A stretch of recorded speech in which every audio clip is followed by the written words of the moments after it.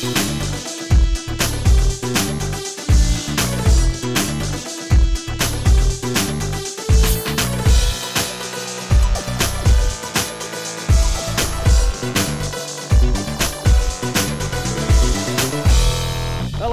welcome to the Computer Game Show. My name is Sean Bell, and I've just had 2 chicken Kievs for dinner. Could be the start of a breakdown, not sure. Let's find out.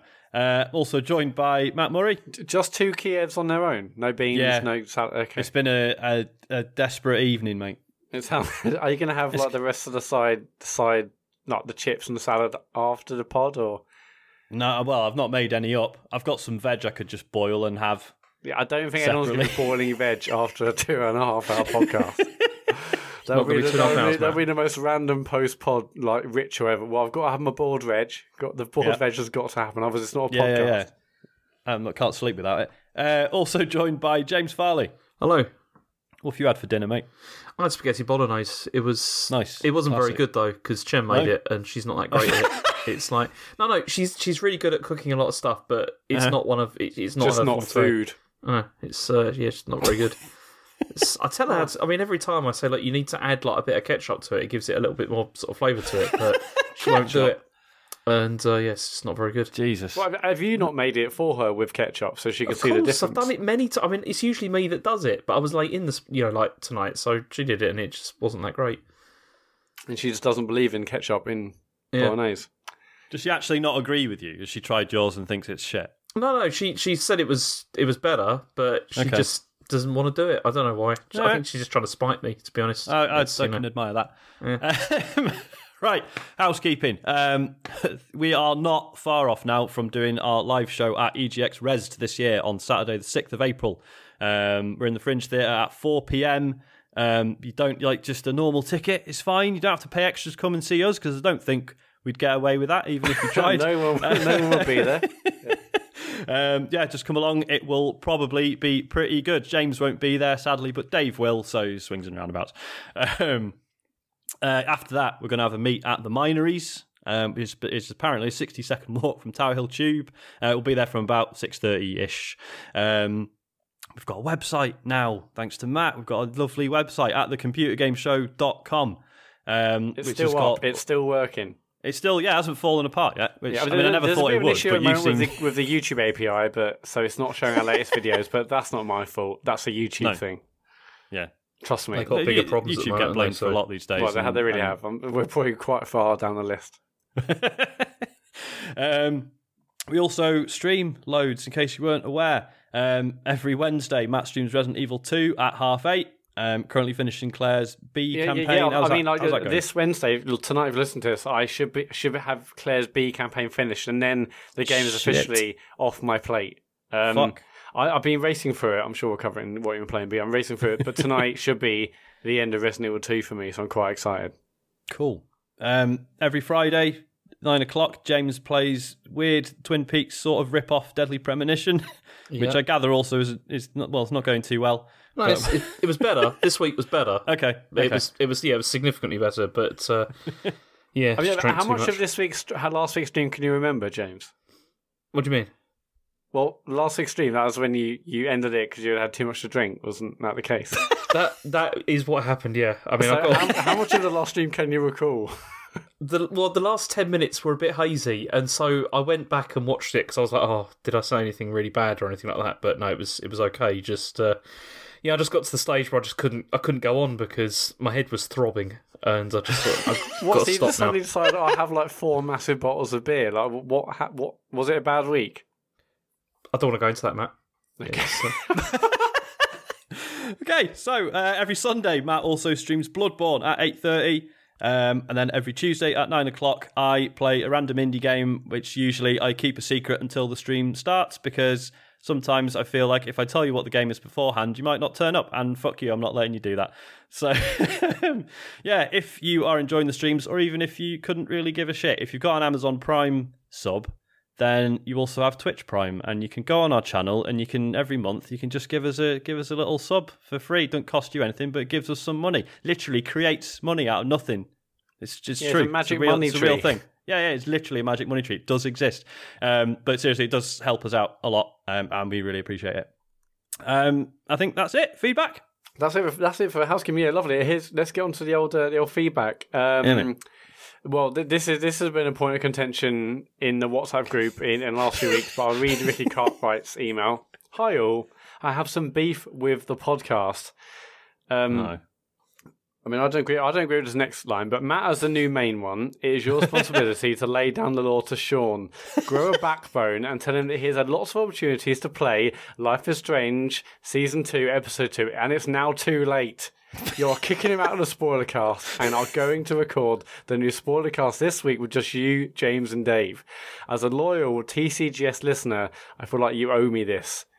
Please give me what I am owed now. Love and hugs. And also SNW tweet. I've already forgot what happened in episode 2 of Life is Strange 2. Any chance you guys could do some sort of recap on the podcast? Maybe a separate podcast so as not to annoy the other listeners. That's a great suggestion. I would love that because I can't remember what happened on it either. And it's which is and a you problem. Didn't write down notes, did you, James, when you were playing playing I didn't do that, no. And so I've completely forgotten. I mean, I can remember bits and pieces. Is that memorable? Not much, yeah. I mean, this is right. So I haven't got any like actual good excuse for not doing this. Is this when we all bollock you and like, oh, you twat, oh, bloody hell, Sean. So I was going to play it last Sunday, and then Child was being an arsehole all weekend, and I was like, do you know what? I'm just going to have to get an early night. And then he was actually fine, and I could have stayed up and played Life is Strange 2, but I didn't. Also, I mean, it hasn't helped that you guys have been sort of lukewarm about it. I think that's sort of held me back from being like, I guess if I was like, this is essential, then you would have rushed to it. I mean, I was lukewarm. I mean, others I spoke to have really enjoyed it. I think actually Dave said he really massively enjoyed it, and it definitely has some moments in it, and I think it'd be well worth discussing. So I can't wait to do this podcast. Yeah, no, when we get around to it. Like I said, I don't have any like actual good excuse. I therefore pledge that I will get it done this week. By the time we do the next episode, and then hopefully next week we can find an evening to do the spoiler cast. Yeah, definitely, because that will be good. I mean, James, I know you say you didn't write taking notes. I wrote like notes of pretty much every like a few seconds of. Don't you just find that really annoying? Because it's like I've got to. My memory is so bad. You're trying to sit there and like immerse yourself in a game, and then every second you're like, "Oh, I better write this down." And like, what's happened? It's like, I don't know. I don't get it. I mean, sometimes, usually, what I do is I just like write a sort of a summary at the end of it after I finish. But writing it while I'm playing, I just feel it just breaks up. What you're doing. Yeah, but now you've forgotten everything. Well, I didn't know you were going to take ages to play it, Sean, did I? It would have been fine. Is your memory that bad that it's just like, look, give me 3 weeks, it'll be fine, but if it gets to that 4th week, it's just gone. It's gone. It's gone. I mean, it probably doesn't help with Matt saying that it's about 5 hours long. Like that sort of puts you off as well. I said it's like 3 hours long. Just because you put it in like 45 minutes. Classic James style. An hour and a half. It's fine. Yeah, probably.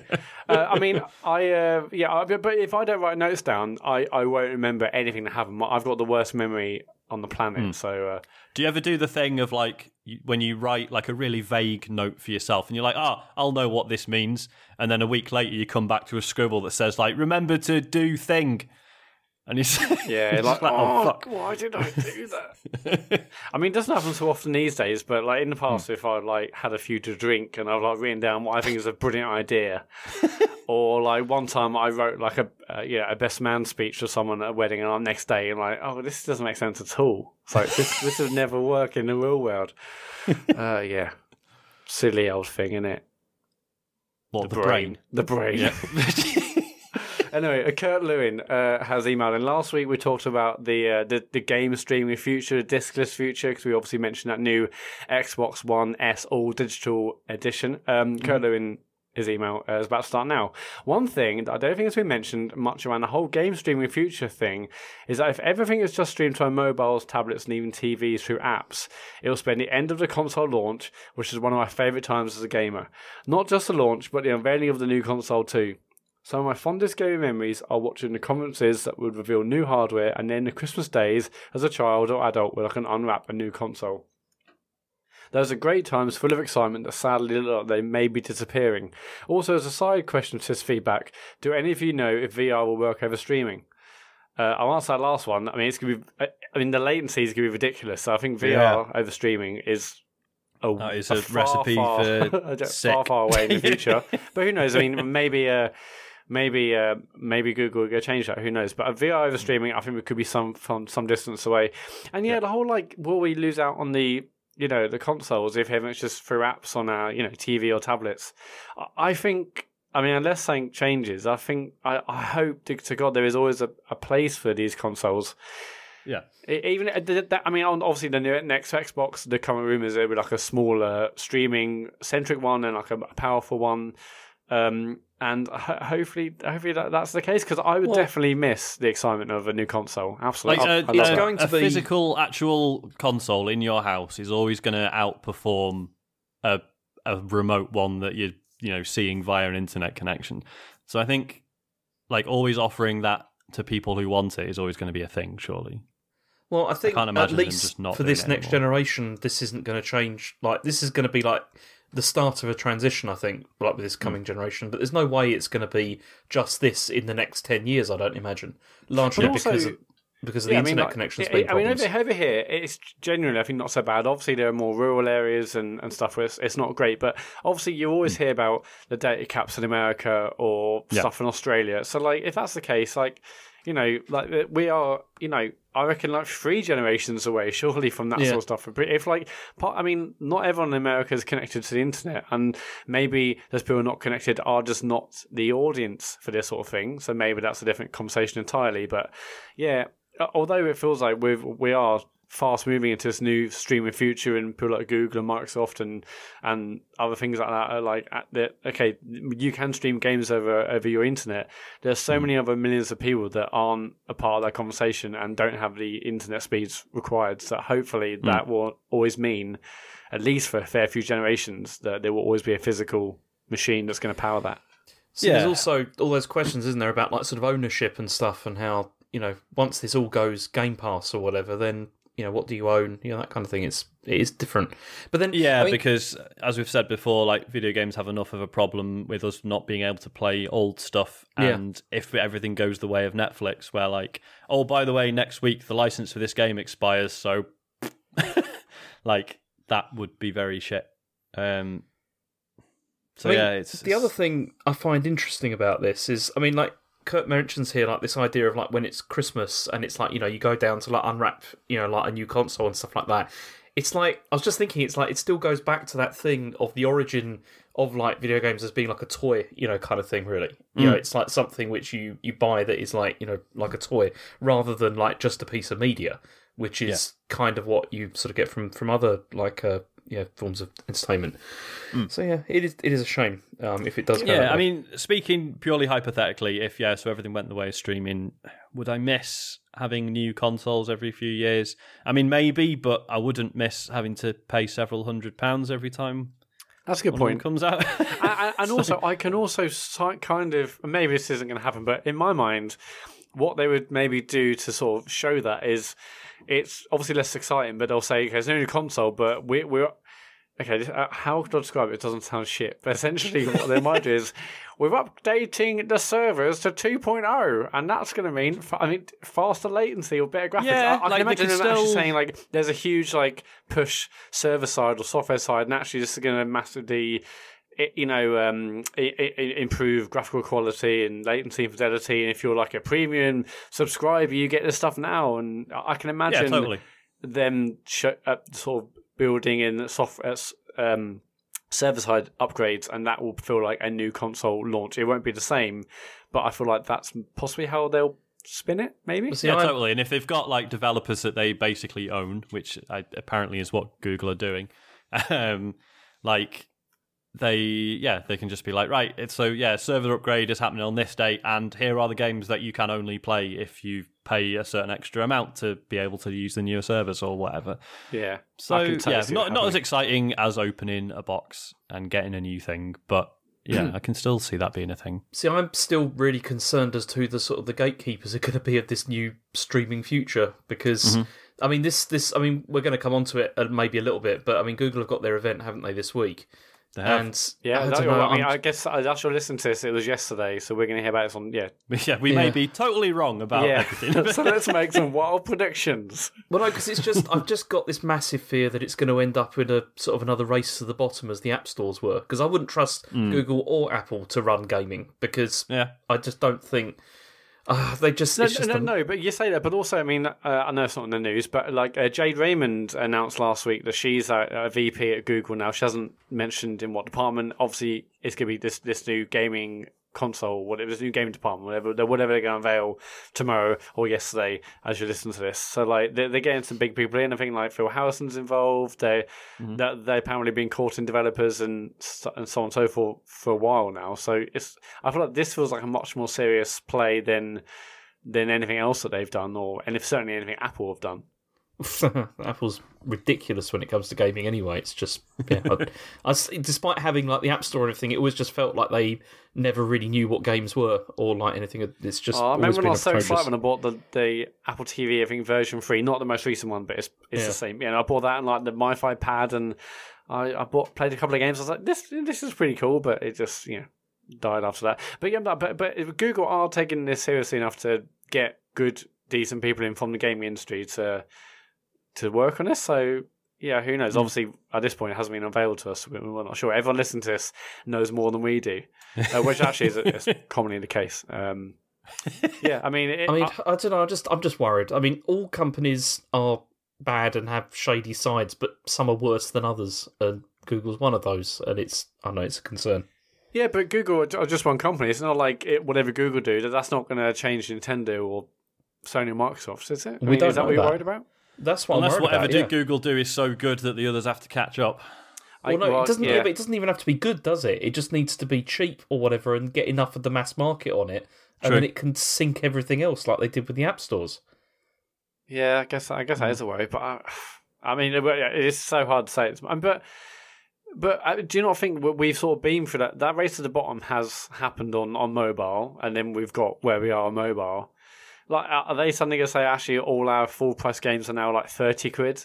And that's the sort of thing that's going to shake up the industry? Like, well, they'll all be on a streaming pass or something. It's like, buy Google Game Stream or whatever, and it's like you just pay this one price, and then all the games are free on it or whatever. Yeah, but then Game Pass is doing that. So. Yeah. But I guess what I'm saying is like. I don't see what the point was there. Okay, right. So Microsoft are bringing everyone to the bottom. Is that what you're saying? Is that great? I mean, it's going to be a race to the bottom anyway, because everyone obviously just wants to make it much more mainstream. I mean, the gaming audience is but a fraction of the possible audience who could be engaged in this sort of stuff. So, what's your issue? Is that necessarily a bad thing, though? If you see what I mean, like bringing in, like, okay, I thought Matt was saying it's a good thing. So, go on. No. I want to hear your point. I'm just a little bit confused. I mean, I know what you mean about how race to the bottom is going to potentially degrade quality if they're just focused on the Yankee dollar. But I mean, obviously, all companies are doing that. I mean, all companies are focusing on the fact that they want to make money. But then there is also like an artistic side to this, which some companies seem to still do that and get that. I mean, you've got like Sony have got all their studios. Even Microsoft seem to get that you have to like put out stuff which has some sort of cultural value as well. And I just worry that stuff like the App Store, it doesn't really promote that much. I mean, obviously that's a massive generalisation. It's potentially a gateway, and like Angry Birds happened, but it didn't stop the games that we like getting made, did it?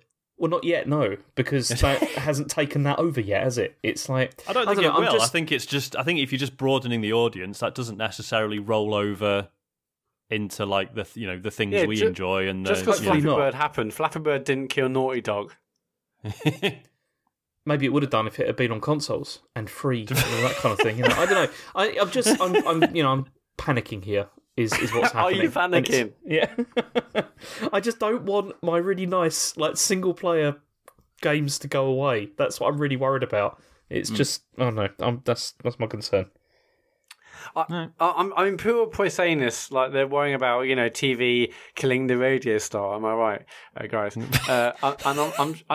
I wouldn't worry just because some news come out that's going to kill everything you know and love. I mean, I think it's exciting as someone who's coming into the gaming space. I mean, it's exciting that what are they going to unveil? What could it be? But Google as a company doesn't make me excited about what they're going to bring to the table in terms of gaming, because it feels quite cold and corporate. It's not, whereas, I'm used to Sony, Microsoft, Nintendo doing what they do. Like someone like Apple and obviously I'm an Apple fan. I love tech, but Apple and Google coming into it isn't like making me go weak in the knees to think about all the possibilities. I'm excited to see what they show, but them as a company, I'm like, it's a corporate.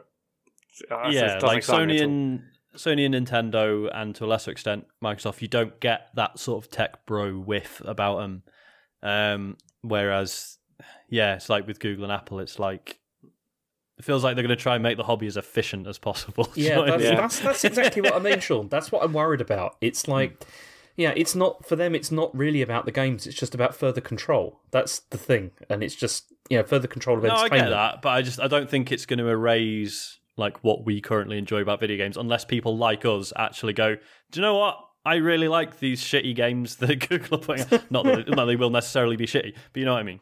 I will say one other thing. I mean, like, I remember when it was, when the news happened that Sony was getting into the console space, and they're like, it's called the PlayStation. I was like, the PlayStation? It sounds like a fucking, like, multicolored, like, child's toy. It's like it's like an embarrassing name. And then when like Microsoft, the people who bring you Windows and Office, they're doing a games console, guys. I'm like, oh, come on.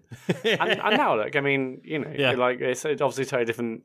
And maybe in a few years' time, we'll really think positively about Google or whoever else, Amazon, I presume, Facebook, who knows.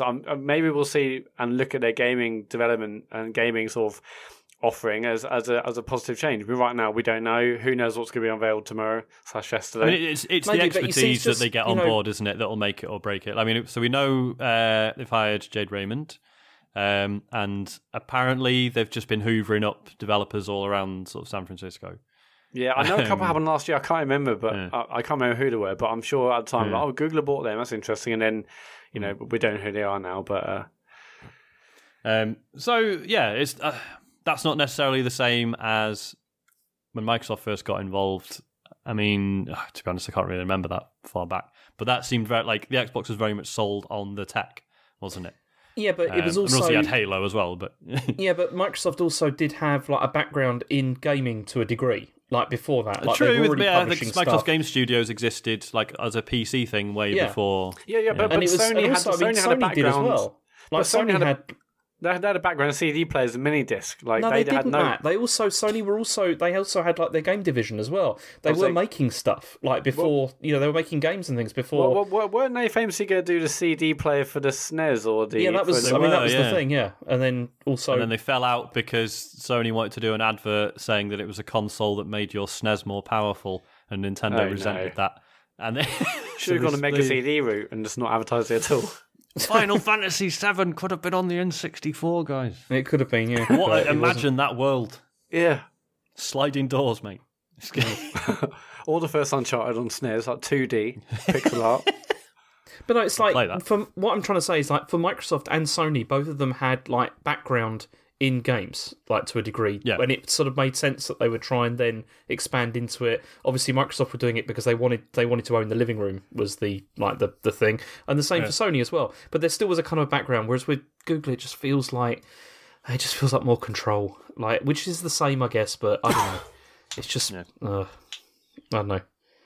There are reasons to be worried, as you say. Like there's less, actual ownership of things and. More ad tracking. Things being a bit more remote, and it is all a bit worrying for a lot of reasons. But hey, if it's cheap and it's got good games, I'm an idiot and I'll go for it. So, yeah, I mean, obviously this thing is tomorrow, and like as of this evening, like people have already been taking pictures outside the area where they're going to have their Google event, and outside there's these. There's already a logo for this thing. It's just a couple of red swirls. There's obviously no name for it. But there's also these little plimps of Perspex boxes on top, and it's got the original PlayStation, it's got the original Dreamcast, so it's got a bunch of old consoles outside, and then there's like a box on the end saying "coming soon." It's an emulation box. I was going to say, can you imagine if that was their opening gambit? Was like, we've got a console, yeah, we were doing our own games for it, but just to begin with, we've got everything emulated. Like, but it turns out that they've not actually paid any licenses for any of that stuff at all, and they just, But yeah, like those guys who sell like Raspberry Pi retro consoles on Facebook, and they're just like, yeah, it's got 2,500 games, and people comment saying, "Is this legal?" And they go, "Yep." And it's like the thing they did, what Google did with scanning books. They were like scanning loads of books, and then it turned out, they hadn't got copyright and stuff like that underneath them. It's like, we just thought it was old. So no one cared. It's fine. Yeah. I mean, and that would be weird because, as I say, I'm making this whole sort of preservation arguments. But if they turned around and went, "Oh, by the way, all old games are playable instantly now," no, they won't do that. That's a thing. No, I mean they won't. But it's in like obviously they're aiming at something with like showing off all these old consoles. Yeah, that's and stuff. It's a strange one. Like here's a Dreamcast and here's a PlayStation. Like what? Is that showing like? Hey, I mean, because. Here's the evolution of gaming, and here's what's happening. Here's the future. Maybe they're like, guys, see all these consoles that you love? They're all fucking shit compared to this new Google. Yeah, they're shit. You slugs. Not just smashing them up with hammers. You slugs, you idiots! You bought these. I mean, not in the case of Dreamcast. You bought the PlayStation. You idiots! I had 2 Dreamcasts because the laser failed on the first one, and then the console was already failing in general, so I got a second one for 50. Well, sorry, my brother got a second one for. Yeah, it's time to get another. You got to we got a second one for £50 from HM. Yeah. WH Smith's it was.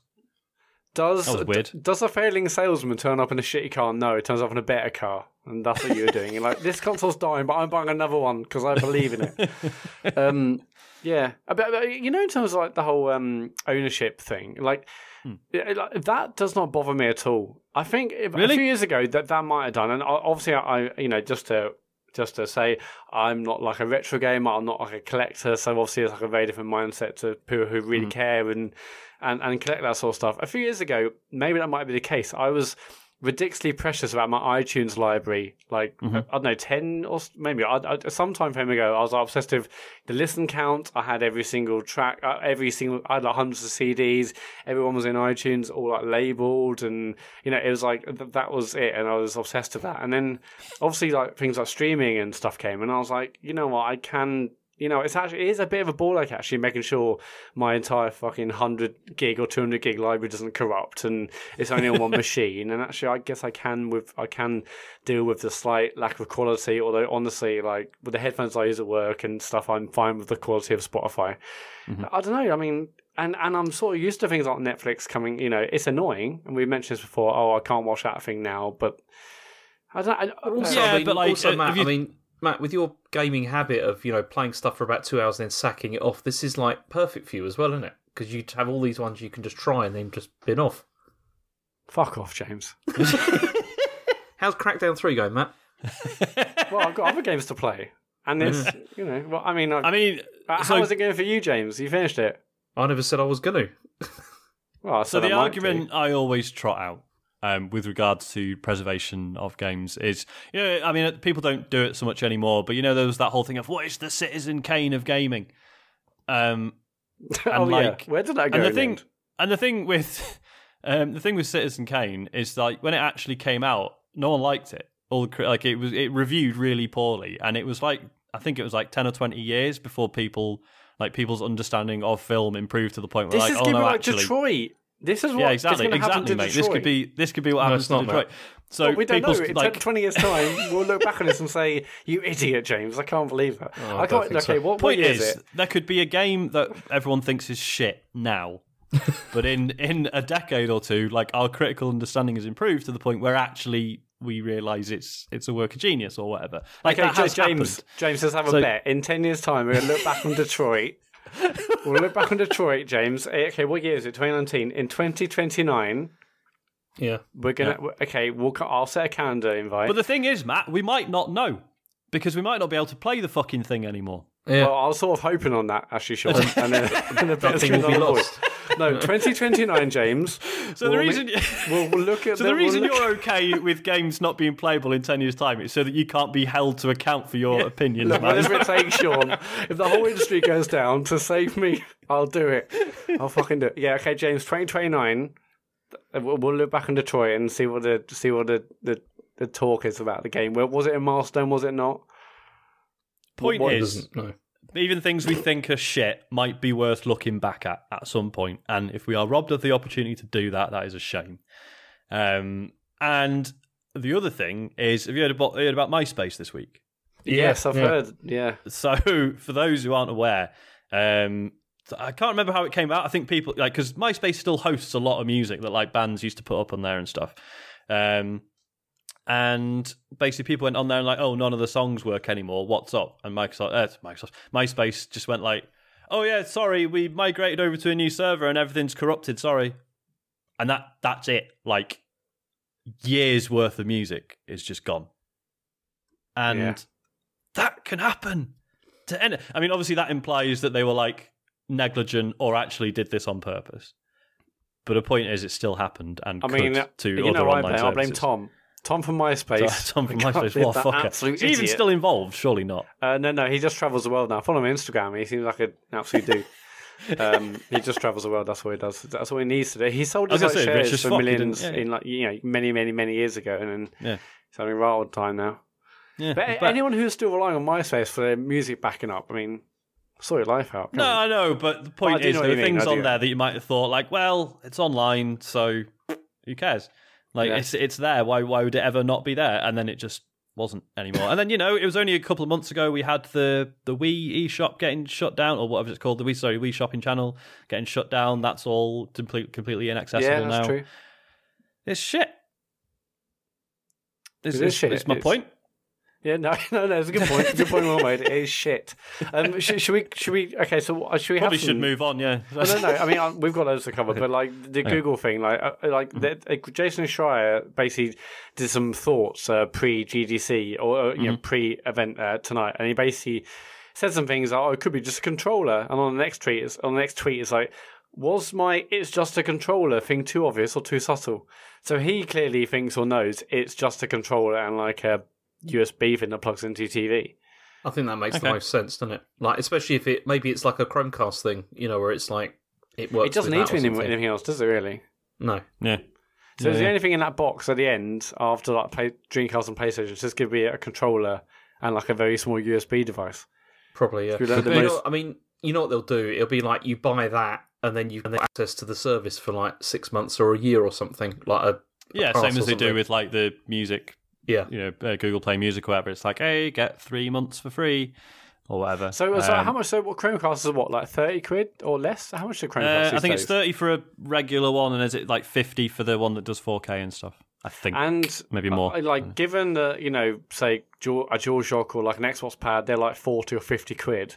I mean, obviously it's not going to be 80 for this thing, I would imagine, but like I think, what do you think it could be low as like 30 or 40? Like to make it, and what price does it have to be for you to think, okay, I'll buy it? Obviously, we don't know what the offering is yet, but I mean, it's like we were saying about the Microsoft diskless console. There we go. It's like at the end of the day, by not having discs, they're guaranteeing that everything you buy through there, they're getting a cut of. There's no second-hand sales to consider, no swapping games with your mates. So yeah, maybe they can afford to drop the price of the hardware just because they know they're going to get it back through software. I don't know. But I'd be very surprised if like Google are selling any like games over this. I think it's definitely going to just be a put down money streaming service. Mm-hmm. I think it's very unlikely that you'll actually be buying individual games off it. Like but like a new game could come out and they'll be like, you can buy it day one. You're thinking that won't be the case. Like, no, I think it'll be all on comes out and that's just added to the service. Is that what you're thinking? That's exactly what I think they're going to do. It's going to be just like that. Yeah. That's. I mean, if they want to make it like massive and it's like if it's like 30 or 40 quid for the price of a game, you can buy this controller, this service, and then you can stream those games, and then after a while, there's like a monthly charge. Yeah, that could be huge. So I'm really excited to see what they offer tomorrow. For sure. Yeah, and at the end of the day, even if it's not perfect, but it takes things in an interesting direction, or maybe gives, Sony, Nintendo, Microsoft ideas. That's, like if it's so far out there that it's like totally impractical or whatever, but there are interesting elements of it that then seep into, what we currently know and enjoy as video games, then to me, that's still sort of worthwhile. Whether or not that means the investment pays off for Google, I don't know. But ultimately, do we think it's going to be better than the Ouya? I mean, that's not the highest bar, is it? I've still got one of our listeners sent. Maybe this is back in the Joypod days, but someone sent me an Ouya. I've still got it somewhere. I wonder what happens if you turn on an Ouya now. Are the servers still up? Do you think? I can't imagine so. I always get confused with Ouya and OnLive. What was the one they gave away at AGX that year? That was OnLive. That was OnLive, yeah. And so that was the streamer, which is easy to make fun of, but they were kind of ahead of the curve, really. Yeah, I remember being amazed at that you can watch all those other people streaming. It's like click on that massive grid of games, bang, and then suddenly you're watching someone play. Also, OnLive had Ouya, so I had Towerfall, which was still one of the best Towerfall, local which I'm going to talk about in a little bit. Oh, good. Okay, we should probably get back onto the feedback.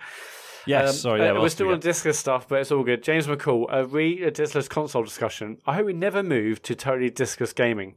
I don't mind being given the option, but I will always buy discs and cartridges. The main reason is money. The digital stores do have sales, but on day one and for a few months after big releases. But on day one after a few months. And big releases are at least £10 more digitally and sometimes even more.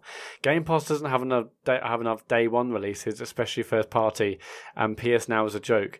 Resi 2 Remake, which is not on Game Pass, cost me £35 in the store, £10 cheaper than digital, and now have the option to trade it in, etc., to fund future purchases. I don't want to own every big game digitally forever, and judging by the number of Assassin's Creed, Spider-Man and God of War games in CX, a lot of people have a similar opinion. When Microsoft announced that Xbox One could only play brand new games, everyone went crazy and they backpedaled. Imagine buying a big new release on day one, finding you hate it. At least now, currently, you can trade in and have at least maybe lost £10 to £15 maximum. If everything is digital forever, you'll be stuck with it. I hope it never turns this way permanently, and we're always given the option of physical releases. Not necessarily, because there are like refunds and stuff you can get. With certain services, but generally, I do definitely know what you mean. I mean, I've always done that. I've always bought games and then tried to do as much as I can the first week or two, if it's possible, and then and sell that and fund my next purchase. I've always done that. Admittedly, now I've got nothing physical, and I'm like, I wish I sort of had a games collection, but I obviously sold them to get the next thing. So I can totally see what you mean. But yeah, also for some reason, I've always been rubbish at trading stuff back in quickly. I think I always if I don't really enjoy a game immediately, I'm quite bad at just being like, right, fuck it, back to the shop. Like I always say, oh no, I'll give it another go in another week, and then 3 months later, I still haven't bothered, and it's lost all its value. Depends though. If it's a Nintendo game, you don't have to worry about that. Well, yeah, true. That's totally true. Yeah. I did trade Mario and Rabbids back in, and still got 25 store credit for that. Yeah. So that was okay. Yeah, I mean, mate, that's just me. That's something I need to fix about myself, and not just buy everything digitally. But yeah, I have very few physical games. See, I do the opposite. I buy stuff, then trade it in, then buy it again. Usually many times. Until that's just a different kind of insanity, James. That's not. Yes, it's terrible. It's not good. Yeah. Okay, we'll go on to James Carter, Carter, J on Twitter. Poor James getting a stick over his perfectly fine pronunciation of inventory. Meanwhile, Matt casually uses less instead of fewer. I've caught myself a couple of times doing that, and I fixed it, but I see what you mean. And Sean promises, unbelievably, that amount of Destiny 2 chat won't happen again. Ridiculous behaviour. Yeah, it's got me there. Yeah, I mean... the whole less than fewer thing, I remember catching myself 2 or 3 episodes ago, and I'll get better at that. But James said, what did you say, James? Inventory. I said inventory rather than infantry. It's probably like a tomato thing. I had a look on Google, on pronunciation, because I thought this might come up. And this is what I've got. I'll play it here. Yeah. Oh, he's got a recording, isn't he? Inventory or inventory. Yeah, so inventory or inventory. Yeah, I mean, it seems I'll go with the first option. I was going to say, the first one's presumably the more popular and best. Yeah, so. definitely. Because they wouldn't start with the worst one. I think inventory is British English. Inventory is probably American English. I don't know. Which side do you want to be on that particular debate, mate? Which side are you on? I've put a flaming Barbie on the. Yeah. It's an American English, Matt, not Australian English. Yeah, it's a gag. It's a gag. Yeah, I mean, I'm sorry, James, for putting up on that, but it was funny. Toby actually sent a contact form. Someone actually used our contact form on the website. It's Toby. Yeah. I thank you for that. He says, I agree with James, and he put in the body of the message, inventory. So you've got Toby at least. Is he calling James a Tory? Well, when I first read it, I was like, hang on, like, is this a thing? But no, it's a inventory. And then I thought, is it an incel Tory? It was anyway, inventory, Toby. He agrees with you. Connor is back. This is a quick one. Just a quick thanks to the boys for mentioning the Destiny 2 Discord. It's very, very active at the moment. When can we expect a Leviathan raid stream? It's power level 300. I mean, we're all there, aren't we? I'm at 500 now. I got my trousers. You got your trousers, finally. Yeah. Nice. I got my trousers. Yeah. You're Matt, 500. Wow, you've raced up there. 505, I think, now. It's, it's going up even as we speak. Yeah. We'll have to figure that out at some point. I mean, it's got to happen, hasn't it?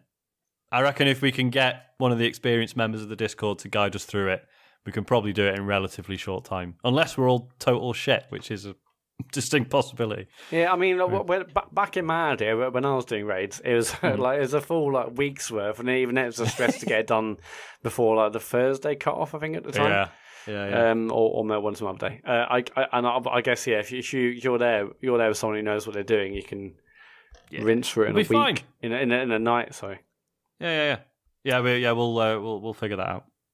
That's not cool. To try because I've never done a raid, so yeah. Mate, they are fucking brilliant. Like, they're complicated and they are difficult, but they are amazing. Yeah, like, there's nothing else quite like them. But yeah, is Vault of Glass still widely considered the best one?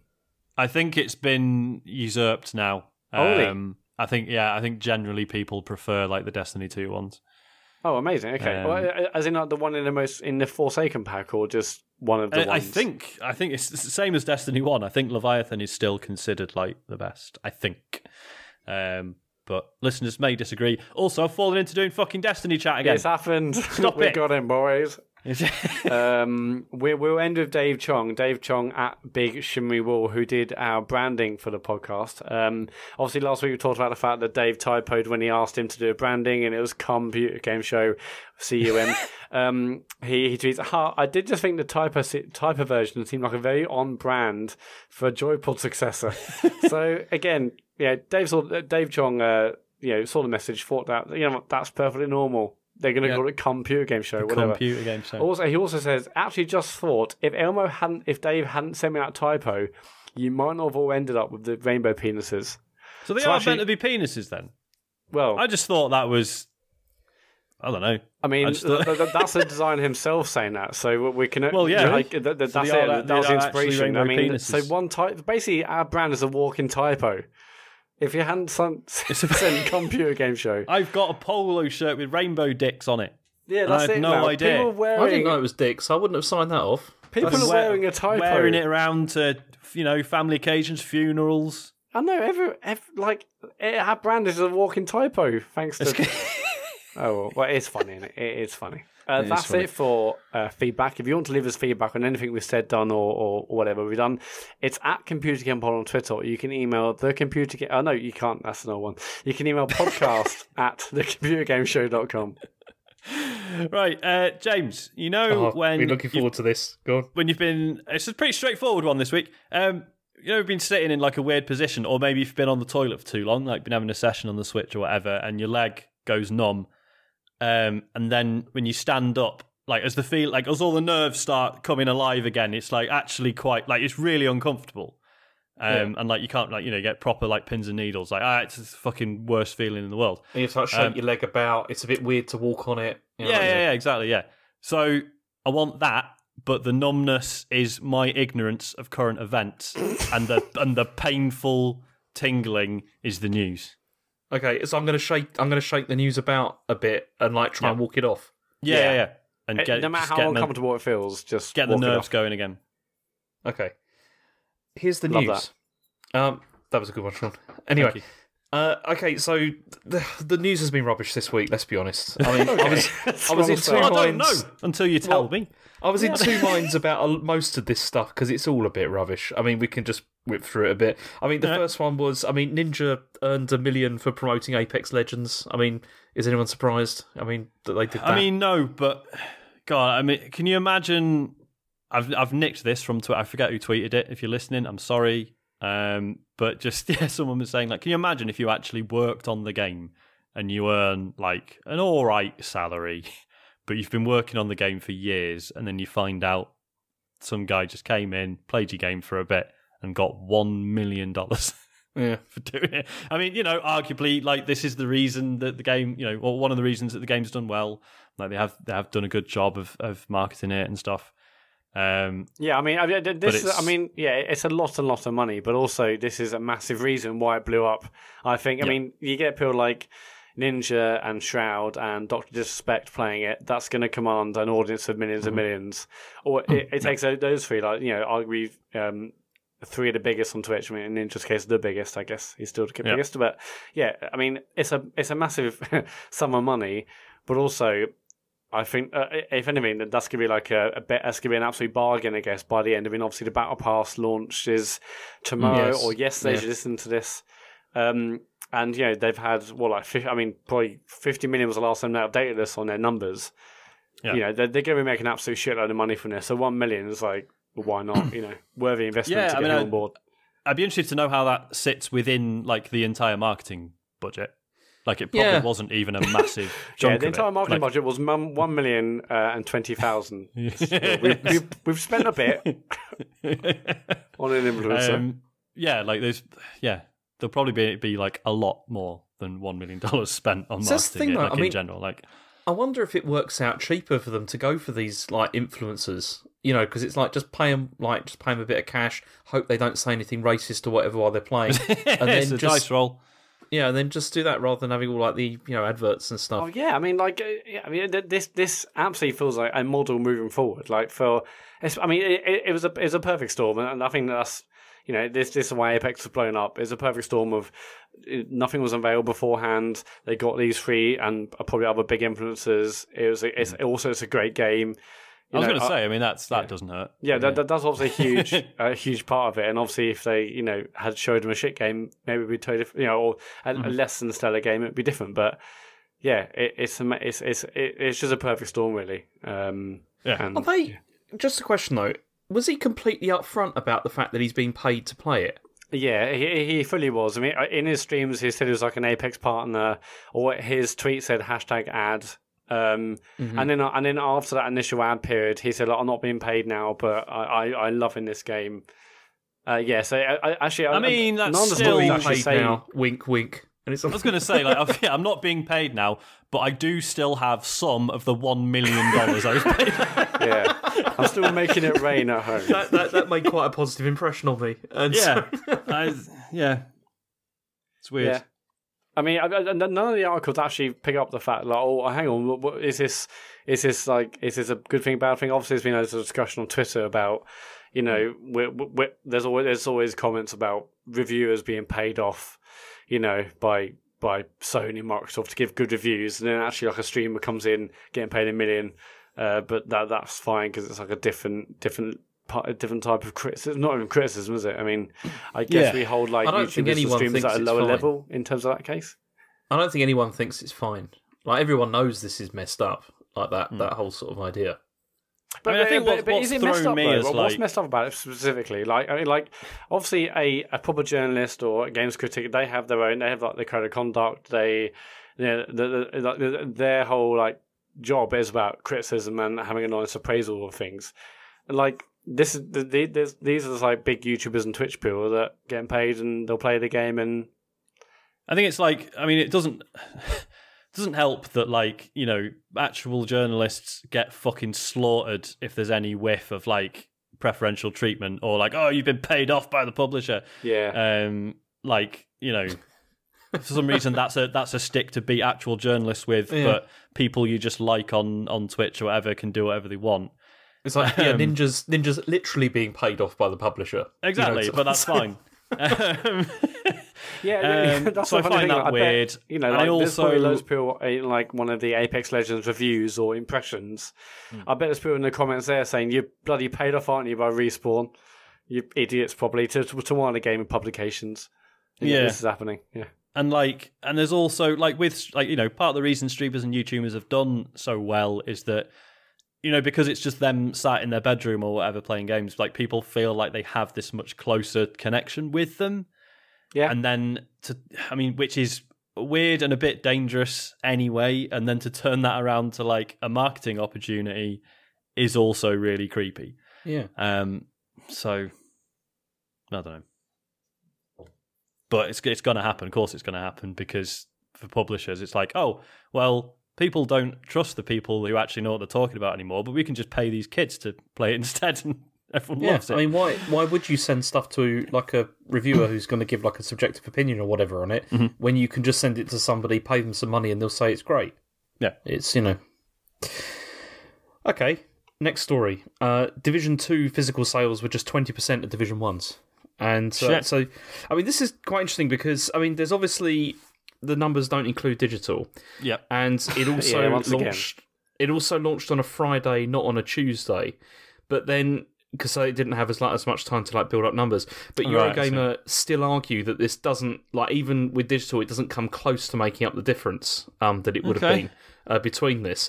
But it still sold more than any other box game. I mean, I'm just thinking this is because this has come in at a time where it things are shifting, aren't they? Because you've got all these things like Apex Legends and Fortnite and everything.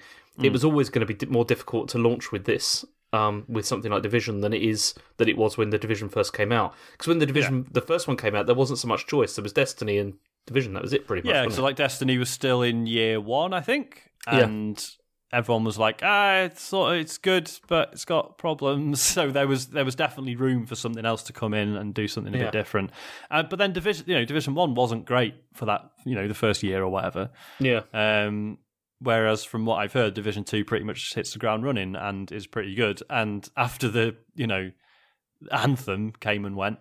Well, I was coming on to that, because also, I mean, Anthem has now dropped out of the top 10 entirely, right? And there's also been more issues with it. Do you want to hear about them? Yeah, please. Okay, so an Anthem player has figured out that the loot doesn't matter in the game. It doesn't really matter, because after they added power scaling to it with the latest update, and this is this after the whole thing of people finding that lower level weapons are actually better than higher level ones? I'm not sure if this is. I'm not sure if that's that, or if this, because this is where they added this power scaling, and this guy called Tumberhoof worked out that the patch broke the way that leveling works, which meant that you get this diminishing returns and pointless weapons. So the problem is it's where. Okay, it says the problem has to do with an item not mattering much when it comes to damage. So currently the power score is all that matters. However, if you combine the power score, it becomes completely pointless. So it says Anthem instead averages what you have equipped that isn't level 1, and then combines that number with a variable to select an arbitrary multiplier that's not related to your equipment. So it turns out that this multiplier has no relation to your power level or power score. It's just a number on a chart. And so they figured out all the numbers for the power levels 30 to 75. And basically the best way to avoid it is just avoid equipping stuff. And so don't bother with any loot. Forget it. It doesn't matter. But it's okay, because the community manager has said this is going to be fixed in a patch fucking later. Hell, it feels like it's a bit fucking late now, doesn't it? I mean, yeah. I don't know where's Anthem going. I mean, because we have no idea, do we, how successful this has been? Apart from the fact that it's out of the top 10, but then that doesn't mean anything, because that's just boxed copies anyway. So I know. I mean, have either of you heard a lot of buzz about it, people playing it? Nope. I mean, I don't know anyone who's playing it, so no, not a single one. The only people I know who have played it hated it. I mean, I know we've had some correspondence from listeners and stuff. People are enjoying it, which is fine. But I think there are better games you could be playing. I think a lot of people that were playing it have now also moved on to Division 2 and enjoying the fact that there's tons of loot and content. But I mean, are we gonna have like a shitty Anthem story every week, James? If shitty things keep happening, I'm going to keep bringing it up, Matt. I'm a little bit like every week though. It's like, okay, we get it. It's like it is kind of fascinating that there is something new every week. Yeah. Maybe if you just met like from now on, we'll just keep a ticker going of how many weeks on the run there's been something bad about them. You don't have to go into it. Just be like, just chalk another one up for the Anthem bad news. Yeah, I'll just do a quick like weeks about incident. Yeah. Yeah, that'd be good. But I mean, do you not think like publications? It's like when everyone's just putting Fortnite in their titles because they knew it'd be good for SEO and stuff. Like if you could put Anthem in with like a negative connotation of a headline, that's going to get people looking at it. Like if this wasn't Anthem, right, then. This wouldn't have got any further than Reddit and like, I can't believe the patch did this. Like, I don't know because I see what you're saying because like Destiny 2 every week, like Destiny 2 have like constantly had like slightly weird balance issues. Like a new gun comes out and then it fucks everything up, and then the meta shifts, and then things have to be rebalanced. But it's never been as bad as there is no point equipping anything good. Yeah. I take your point there. And also it's because these bad news stories are filling a vacuum, though, aren't they, about the game? Because the game, by all accounts, is not improving, and people aren't like, okay, there doesn't seem to be a huge number of people playing it, so that's why people are attracted to these sorts of stories instead, because there's nothing else there. Yeah. There you go. I mean, they did say this week that Anthem is here to stay. You can bounce back from these things. It's not as bad as the worst MMO I ever played, which is when Final Fantasy XIV first launched. Like, that game literally didn't work, and to the point that after a couple of years, they in-game destroyed the world and killed the game off, and then brought it back about a year later, totally fixed, and like people really enjoy it now. So, stranger things have happened. Yeah. But I'm sure EA will be very patient. Yeah. They just love throwing money at stuff, so it's fine. Yeah, it'll be fine. Yeah. I mean, anyway. they say it's going to stick around, and we'll see where we are. But like, no, I hope it does. Every week. I know, as funny as these, recurring bad news stories are, and they are funny. I'm sorry. I would still rather a good game came out of it. I don't want the end to Anthem's story to be like, came out, was shit, buried the developer. That's the thing. No one wants that. I don't want this to be the end of BioWare. That's the biggest fear, is that that's what's going to happen with this. This is why, it's a shame. Okay, next story is that Valve doesn't want Epic messing with Steam user data. So this is because apparently Valve aren't happy because Epic's launcher copies Steam user data, so it's used to import your Steam friends if you give it permission. But then Valve are now looking in to see what else it could be collecting as well. And, they said the Steam client locally saves data such as the list of games you own, your friends list, and saved login tokens. This is private user data stored on the user's home machine and is not intended to be used by other programs or uploaded to any third-party service. So, but it is now, it seems. It is, but now suddenly it's been used in a way they don't like, so... Yeah. So, this is just the continuing battle between Valve and Epic over, stuff. Yeah. Does anyone really care about, like, I don't know, whenever we get a new console and everyone starts the whole thing of adding each other, and I'm just like, look, honestly, we're not going to play anything together, I ain't got time. That's the thing, isn't it? I've got, like, lists of people, but it's, like, rarely, if ever, play online anyway, so it's, Well, this is it, and, like, I had a good hard look at my PlayStation friends list the other week, and just... took out everyone that I just, in all honesty, I am not going to get time to play with. And I've ended up with like 12 friends, and it's lovely. Yeah, I did that on Xbox, and it's so much less stress. Because I basically said, okay, just like you, if I'm not going to play with people, it's no point adding them. Obviously, when the consoles first came out, I was adding everyone. Like, I'll connect my Twitter and add on them people on my Facebook, and it was like, I've got 150 friends. But then I thought, no, I don't want to be like freaking out if I get a message or like a party request. I just want to have it. So if someone messaged me or said, "Do you want to play?" I would actually genuinely play with them if I got the time. So I'm definitely with you on that. On Switch, I just added everyone when it first came out because I wanted to see what the friends list stuff did, and the answer is it does nothing. Yeah.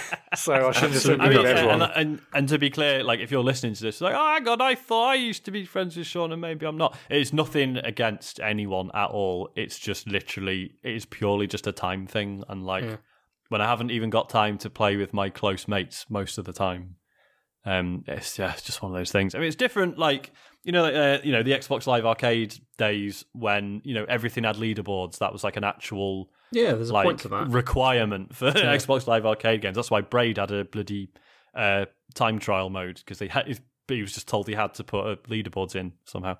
That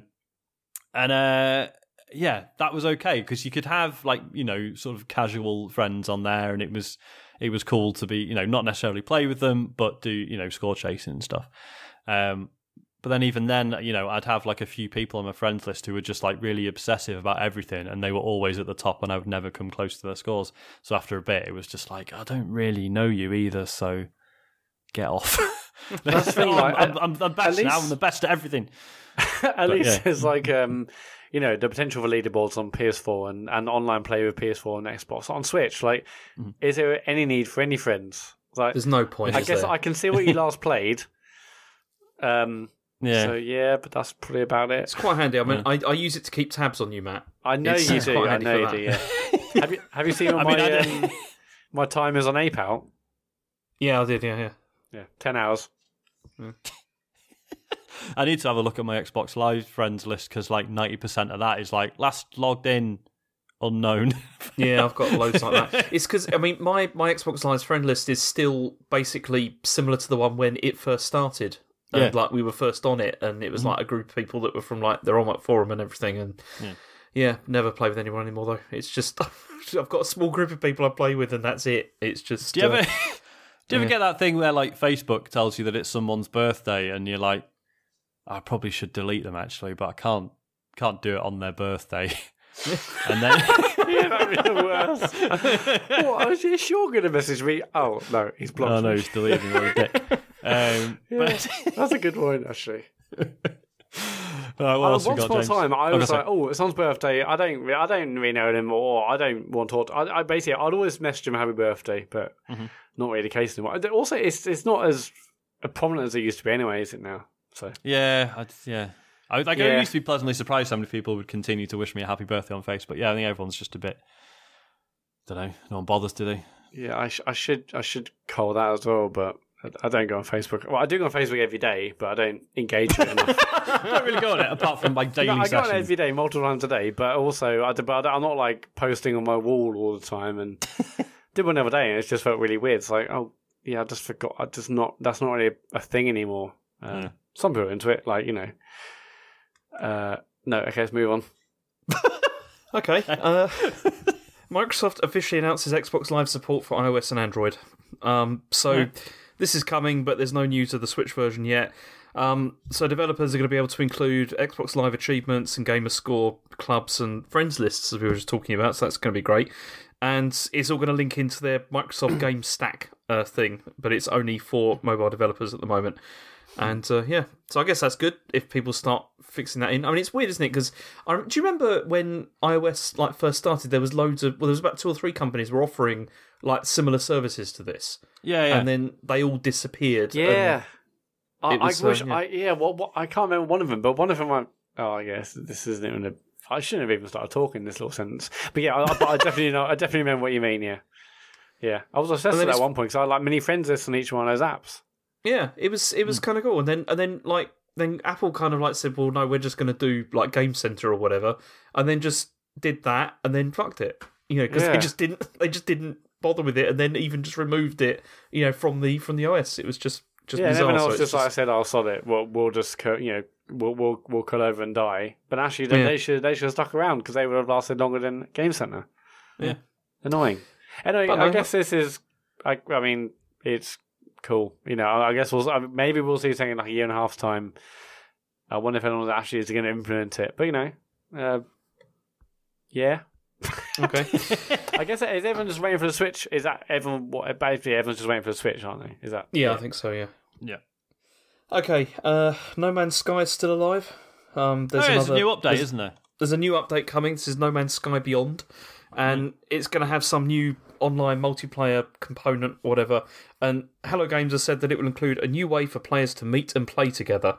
Yeah, but they're not going to charge anybody or microtransactions and that kind of thing. How is this? How are they still making money on this game? I think they just made that much to begin with. Yeah, and just keep going. And when No Man's Sky Next came out and they just made it 20 quid everywhere, they're like, a lot of people were like, hey, do you know what? I'm going to check it out. Because at that point, it totally was worth 20 quid.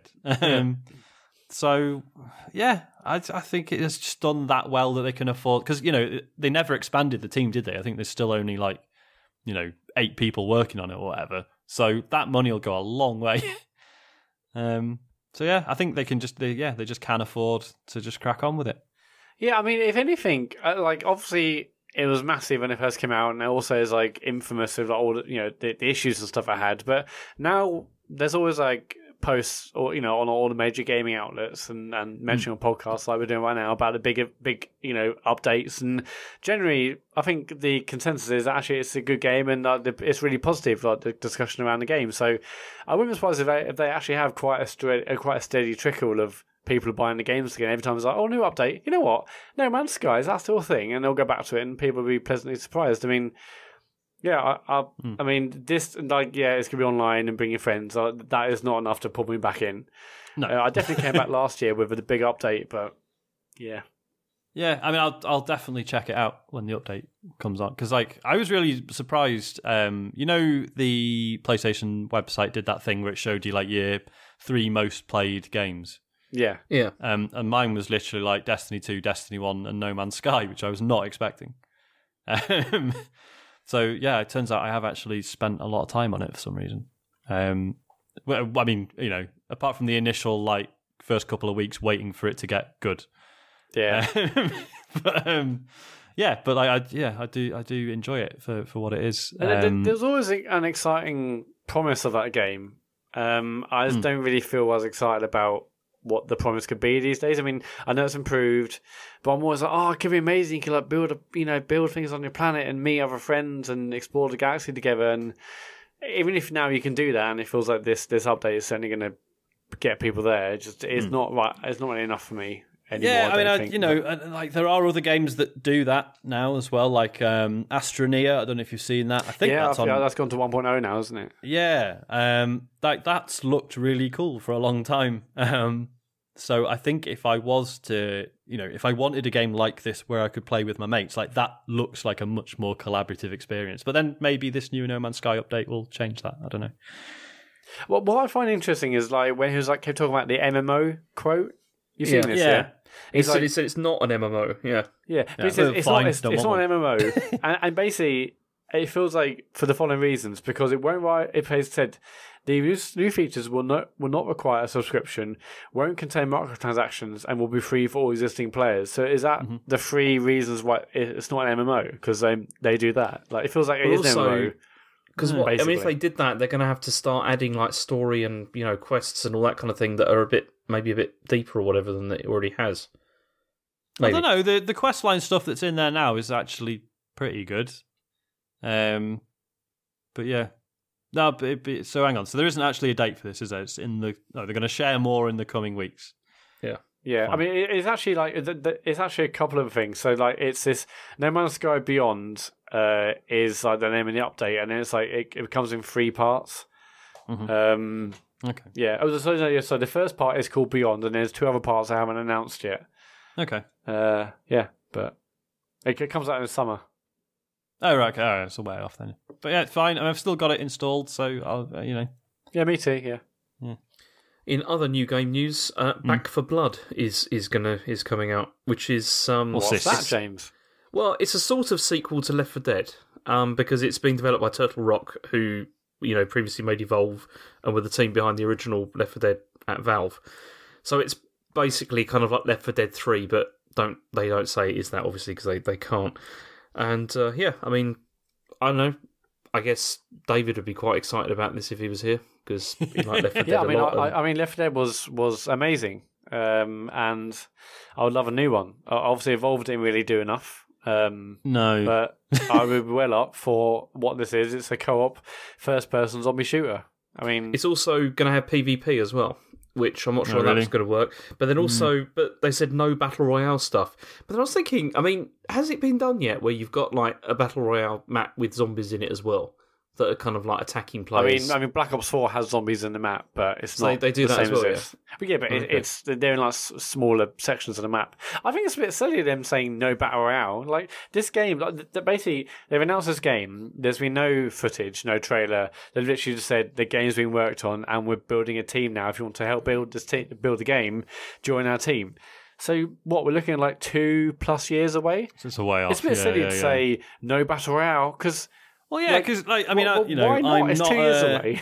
I'm not a battle royale guy, but clearly there would be room for a battle royale game where there are also shitloads of zombies that can be essentially weaponized against other people. Yeah, I mean that would be amazing. Like doing something like that. Yeah. But it's just stupid to say. And also Battle Royale, it's going to get to, in 2 years' time, it will just be another game mode like Capture the Flag or this and the other. I mean, it's not going to be a whole genre like it is now. It'll just evolve and it'll be one of the game modes of a game. Like to say we're not doing Battle Royale, like, well, okay, well in 2020 or 2021 you might change your mind. Do you think that, man? Do you think it will just go back to being a game mode and we're not going to see like these big like releases that are just about Battle Royale? I mean, I think so. I mean, like, I feel like it would just be parts of other games. Like, I mean, personally, I mean, maybe we will always have these, but I feel like everyone's like, oh, Battle Royale, but it's just another game mode, right? I mean, I think it would just evolve. It's not really a game mode because I mean they're building just entire games just around that now. Like, it's not. I know that, but I sort of see it as like a different. It's a. I mean, maybe I'm wrong, but I see it just evolving and just like merging into all, and it's just another gameplay multiplayer mode in a multiplayer game. But who knows? But I think it's a bit silly saying that comment, frankly. Yeah, I mean, I'm just wary because Evolve was rubbish. But Evolve was, but also the Left 4 Dead was great. So yeah, but that was them working under Valve, wasn't it? Well, no, because the first one they developed and Valve published it. Oh, and really? Then the second one they were brought into Valve. So. And they've also done DLC and stuff. I mean, yeah. But also at the moment they're like, tell us what you want from a game like this, you know. So they've got 0 at the moment. So we're some years off. Started. Sure. So what have they been doing since Evolve came out? That was ages ago. Yeah. I don't know. Having a big old. I don't know actually. Having a nice rest. Yeah, lovely old rest after. But probably still dealing with the negative feedback from Evolve. Just responding to that last tweet. It's a shame because that was a very good idea for a game, and I thought they could totally pull it off. And yeah, it's just too complicated. Yeah, shame. I never played it, although it was free. It was on Games with Gold, wasn't it? Quite a long time ago. Yeah, never played it though. But yeah, I mean, I mean, it's a new game in Left 4 Dead sort of style. I'm well up for that. Mm-hmm. We'll see what's like in a couple of years' time. It's annoying, isn't it, what's happened to Valve? I know we talk about this before, but it's annoying. It is annoying. Fuck, yeah. It's just, they had so many good make games anymore. And then just don't care. Just don't make games. Just announce Portal 3. How hard is it? But I don't even know if I want that anymore. I think don't say that. That's it. They've listened to this podcast in the office like, okay, guys, maybe we should do it. Let's turn on the first one. Computer game show. I don't even want it. I think turn it off. Turn off the machines. That's how it works, I think. But I would want any sort of big single-player experience from Valve at this point, and Portal 2 was amazing. So was the first one. It was. But hasn't everyone gone now as well anyway, that like made games at Valve? I mean, one of the writers came back, which means that he's just finishing off Half-Life 3, and then he'll be off again. Yeah. I mean, so you wouldn't want another Portal game, Sean? I don't know what I would want from another Portal game, is perhaps what I'm saying. More Stephen Merchant? No, see, I thought he was a bit annoying in Portal 2. Yeah, Stephen Merchant means Stephen Merchant. I mean, he had some funny lines, but it was very much that sort of role. Yeah. No, I feel like Portal was very good and can now just exist as it was. If you know what I mean, I don't feel like there's anything new unless they they did the whole thing of like, the portal gun is now in the Half-Life universe properly, and it's portal gun but also shooting, and that that became like a cool sort of puzzle stroke action thing. That would be interesting. So I guess I've just answered my own question. Yes, I do want Portal 3. You do, yeah. I mean, do you know, breaking news? Oh my God, what? Well, this is related Here we to this. go. Something big. Like, okay. No, James. Last time we did this, right, it was breaking news on a shitty story you'd already mentioned in the news. So I hope to God this is a proper decent one. I'm ready. Let's go.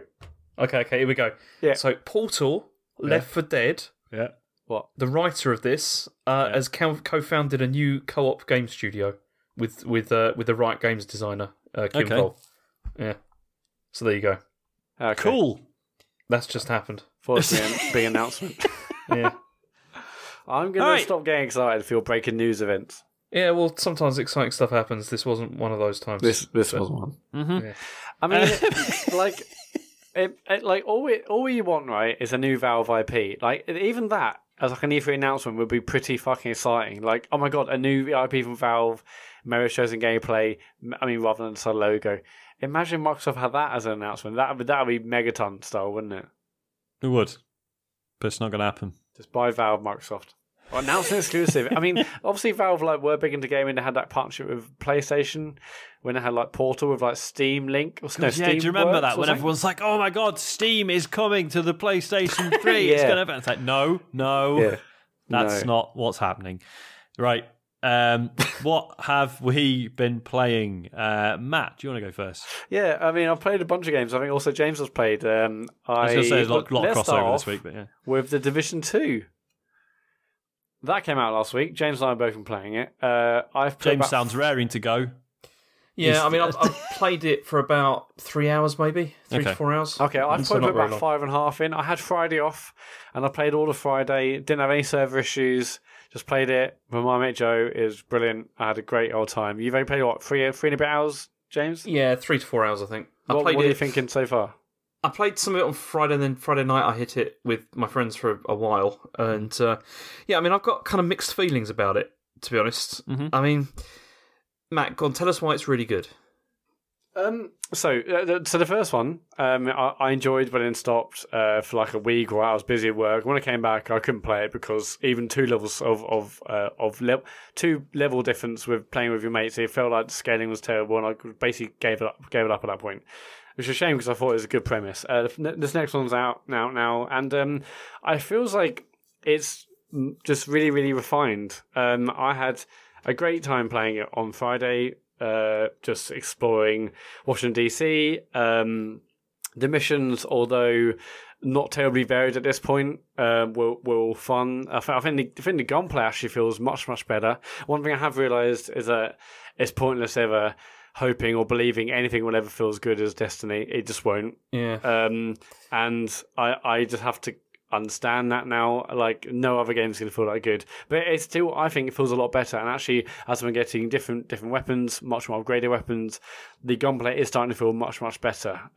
So I think that's great. I will say, first of all, I think it's really overwhelming in terms of all the menus. Oh man, there are menus upon menus upon menus, and also like with any like new thing you've got in like a menu, like maybe a new outfit or new gun attachment or a new sort of they got this like menus which cover like the various locations you've been in, environments, etc.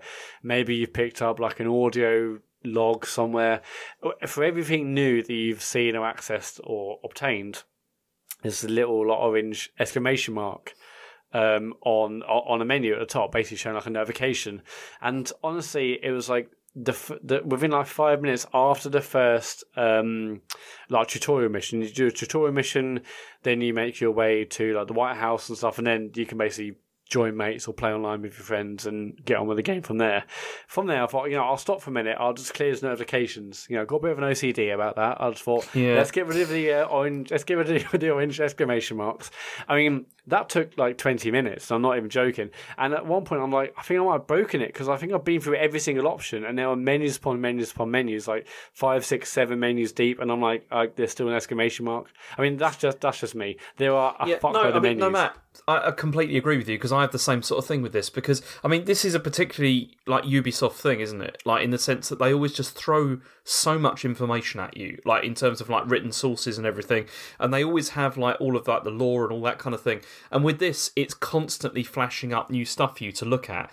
And I mean, Assassin's Creed, the earlier games did this as well, and it is annoying having that like exclamation mark all the time. And then you like you said, you like click on it and you're like, okay, I can clear some of these off maybe because it's just annoying having that exclamation mark right there.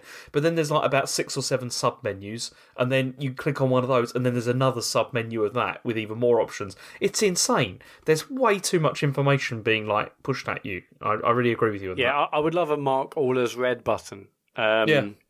But it does do some cool things in the menus, and also there's like another sort of email type thing in my mind where like when you can pick up like obviously loads of weapons, armor, attachments. Like there's I think it's like 9 or so different things you pick up, like new gloves, trousers, tops, etc. And what's really cool is when you pick up these things, it's like context menu appears when you see the item on the ground. You can, and there are tons of different options. Whereas in other games, it might just be you see it, you hold down a button, and you've collected it. On this, you can loot one item from what you've seen. You can loot everything. You can compare it. You can press up on a D-pad to see how that compares to what you've currently got equipped. You can mark it as rubbish, almost like an email filter. Like you can mark it as something as spam straight away. And I think that's really useful because you collect an absolute shitload of items in this game. And the fact it probably knows that you've got an absurd amount of things to get your head around. The fact you can mark items as junk, and then you can like click the right stick to suddenly sell everything or you can dismantle everything. Stuff, yeah. I think that's a really, really great sort of bit of functionality. Admittedly, they may have built that because of the way the game gives you so much stuff or the menus, but I think it is a really cool quality of life thing that you can just say, whenever I get something, okay, I've got like a new gun or got like a new mask or boots or whatever it is, or holster. I'm like, okay, is it as good as what I've got currently? Am I going to need it? No, mark that as junk. And I think that is like a really cool like quality of life thing. But yeah, I just had like an absolute blast playing. I mean, I'm a guy because I played like 5 or so hours on Friday and haven't had a chance to go back. I played a little bit before the pod tonight, but there was an awful lot of stuff to do in this game. There are loads of submissions, tons of things to upgrade, to look at, to earn, people to meet, like NPCs, and like they've got their own sort of like trees of like missions and upgrading this and the other as you meet more people.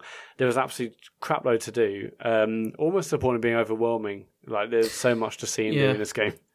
I mean, I really feel, because I mean Ubisoft games have always kind of been like this, haven't they, in the sense of they give you a map and there's like tons of icons and everything, but The Division has always felt like they take that to the next level, where there's just like, it's insane, like the amount of stuff that there is that you can like, and it's that, I mean, for me, I get that kind of paralysis of like, what do I do next? Like, this is, I know you can go through like primary missions and all that kind of thing, through the inventory, but it's still a bit irritating. I mean, I'm 5.5 hours in, and even now I'm like, there's almost so much to get your head around. I'm just gonna detach my brain. I'm just going to do the missions or submissions rather than like thinking, oh, hang on, do I upgrade this? Do I keep this? There's even like the guns I find a bit confusing because it's not like this is a better gun, swap it. There are so many different like there's lots of variables, isn't there? Yeah, there's damage rate, there's amount in the clip, there's like speed you're firing. There's also like round trajectory, and like I can't remember the actual terms for these things, but it's not just like, okay, you see like there's a green and red arrows, so on pretty much every gun you get, it's like, well, that's green, that's red, that's red. It's like, well, how's this compared to what I've got currently?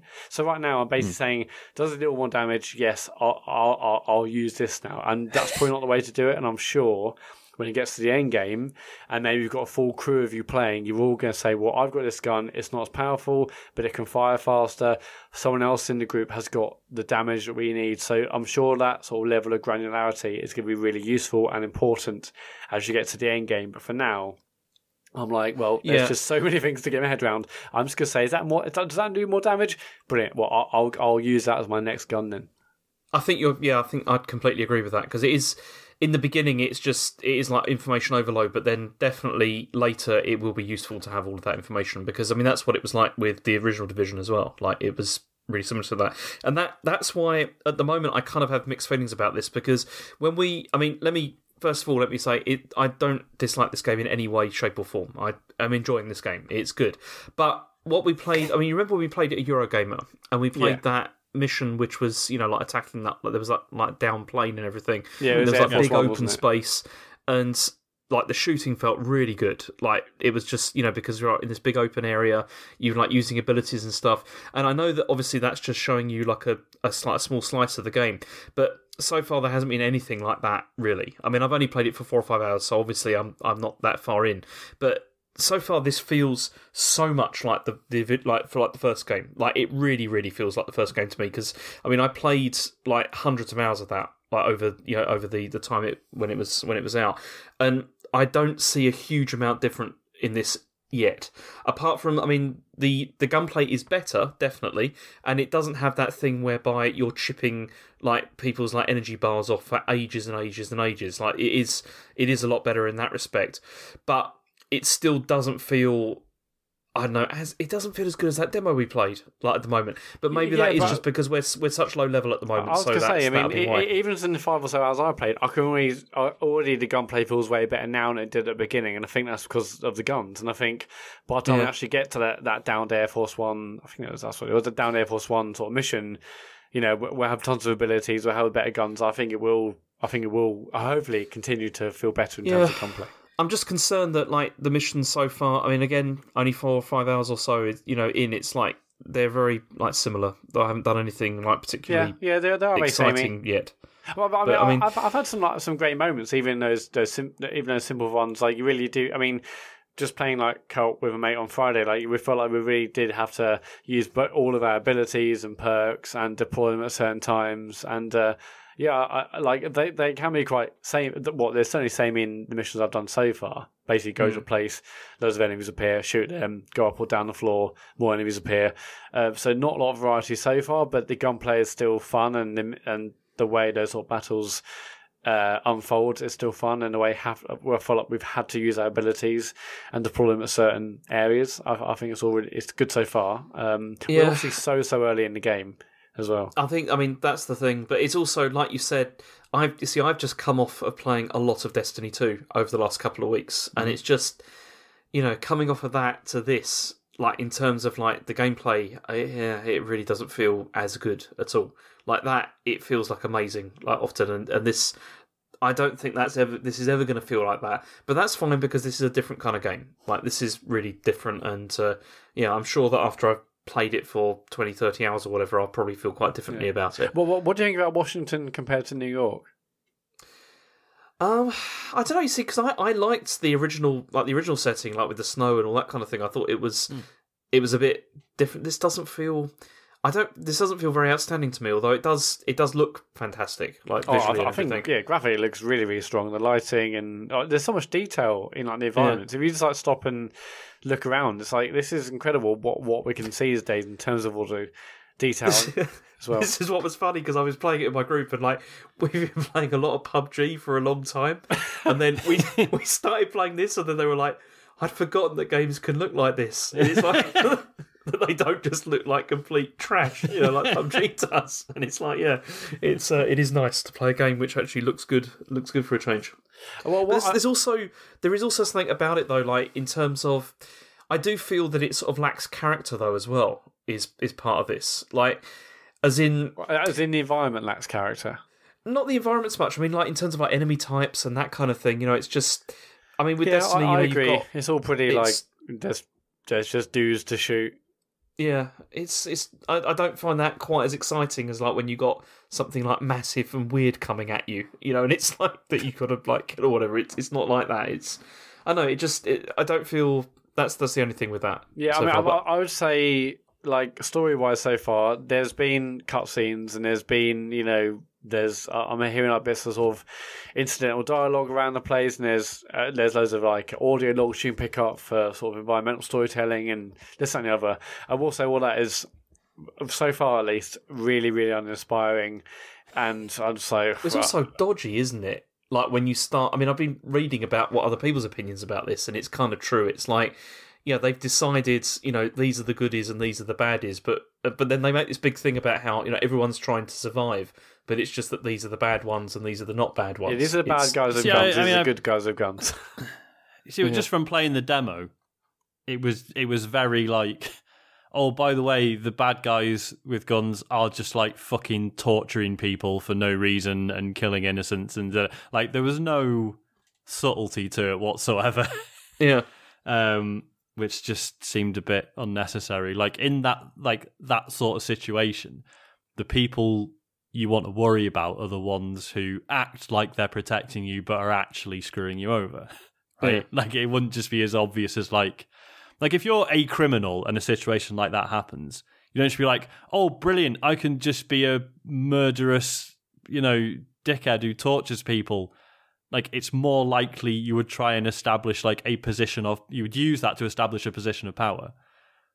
Like, which you'd be more likely to do through actually helping people a little bit whilst being a twat on the side.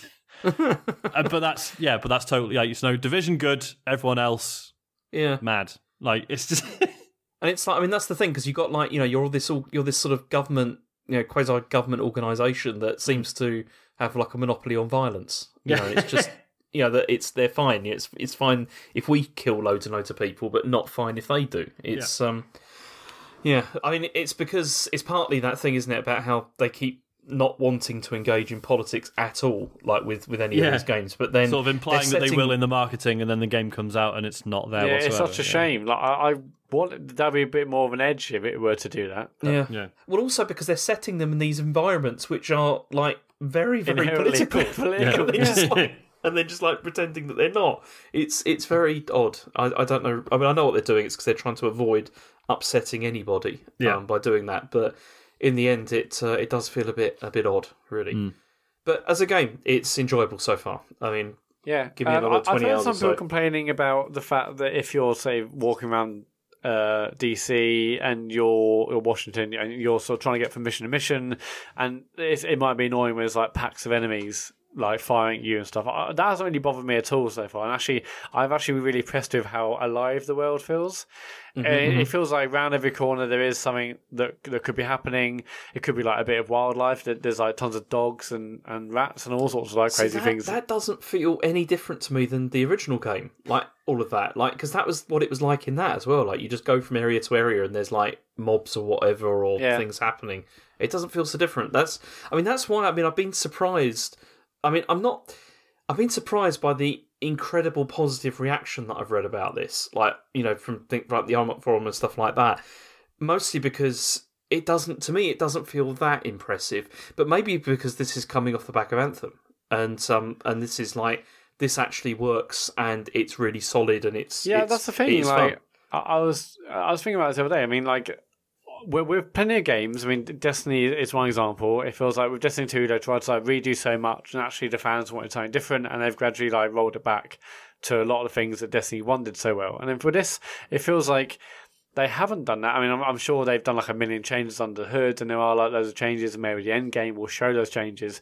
But actually feels like they've played it a bit more safe, but that's probably a more sensible option. They're like, well, we've changed the environment, we've tightened things up, and actually they haven't had to like they haven't had to like rewrite the wheel, or they haven't had to like totally change anything. And that's meant it's actually really stable, really solid. There's tons of like things to do. And unlike most of these other sort of games as a service launches, where it totally screws it on the week on the opening launch weekend, and people can't get in, or there's something to do. It feels like they've learned so much from the first one, and obviously that had a bit of like a turbulent sort of first like year or so with it feels like I know at the time there was like huge patches, and everyone's like, actually Division 2 has totally changed and it's been fixed and people love it again. It feels like they've taken that, they've learned from that, and they built on it rather than totally starting again with Division 2. And that's probably why I've seen loads of think pieces. Actually, like, it's just a really good, solid launch that works, and there's loads of loot and there's loads of things to do. Which unfortunately is a novelty now. It is weird that has to be like, actually, guys, this is a launch that actually has launched properly. Yeah, it's not broken. Oh, they haven't got the whole sort of like, here's our roadmap to when the game will be fun. You know, it's like, it's just it's crazy. Yeah, but in terms of the environment, I think the environment's great. I mean, I don't mind going around the corner and seeing some enemies. You can often just go down another alleyway and avoid them. I think it's cool seeing all of the other. They're not called survivors. What do they call it? The people who are collecting like water and materials and stuff. Do you mean the baddies or the no? The ones I mean the other good guys you see, like the green triangles over their heads, and like you see them around the world, and you can escort them, and you can help them collect materials, water or metal, or whatever they do. And there's loads of dialogue and say, "Oh, look, there's an agent helping us." It's you feel quite alive. It feels like quite an alive world in that regard. I'm actually really impressed. I think the world feels really good. I need to explore it some more.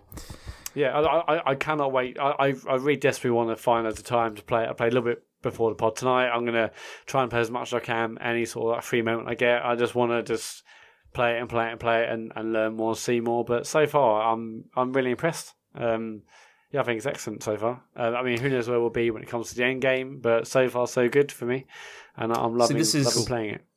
I mean, this is a game that I'm going to be playing probably only like once or twice a week or whatever, but for probably like 6 months or so. You know, like it will take me ages to get to the end because I only play with like one group of people. But that's why I'm looking forward to this, because it just looked like there's a lot there to do, and it will keep us in, keep us away from PUBG for a while, which is good. Yeah, finally deleted it. And there are like 8-player raids as well, and I like a bunch of people I follow on Twitter and stuff. Like they've all hit like level. They've all hit level cap over the weekend. They've hit level 30, and now they're sort of grinding for the end game. And I don't think the first raid is out yet. But yeah, I'm excited to play more, and I can't wait to keep rising up. Basically, the other game we played, and we both played, James, is the Red Strings Club on Nintendo Switch. This came out on Steam, I think, a while ago, maybe last year.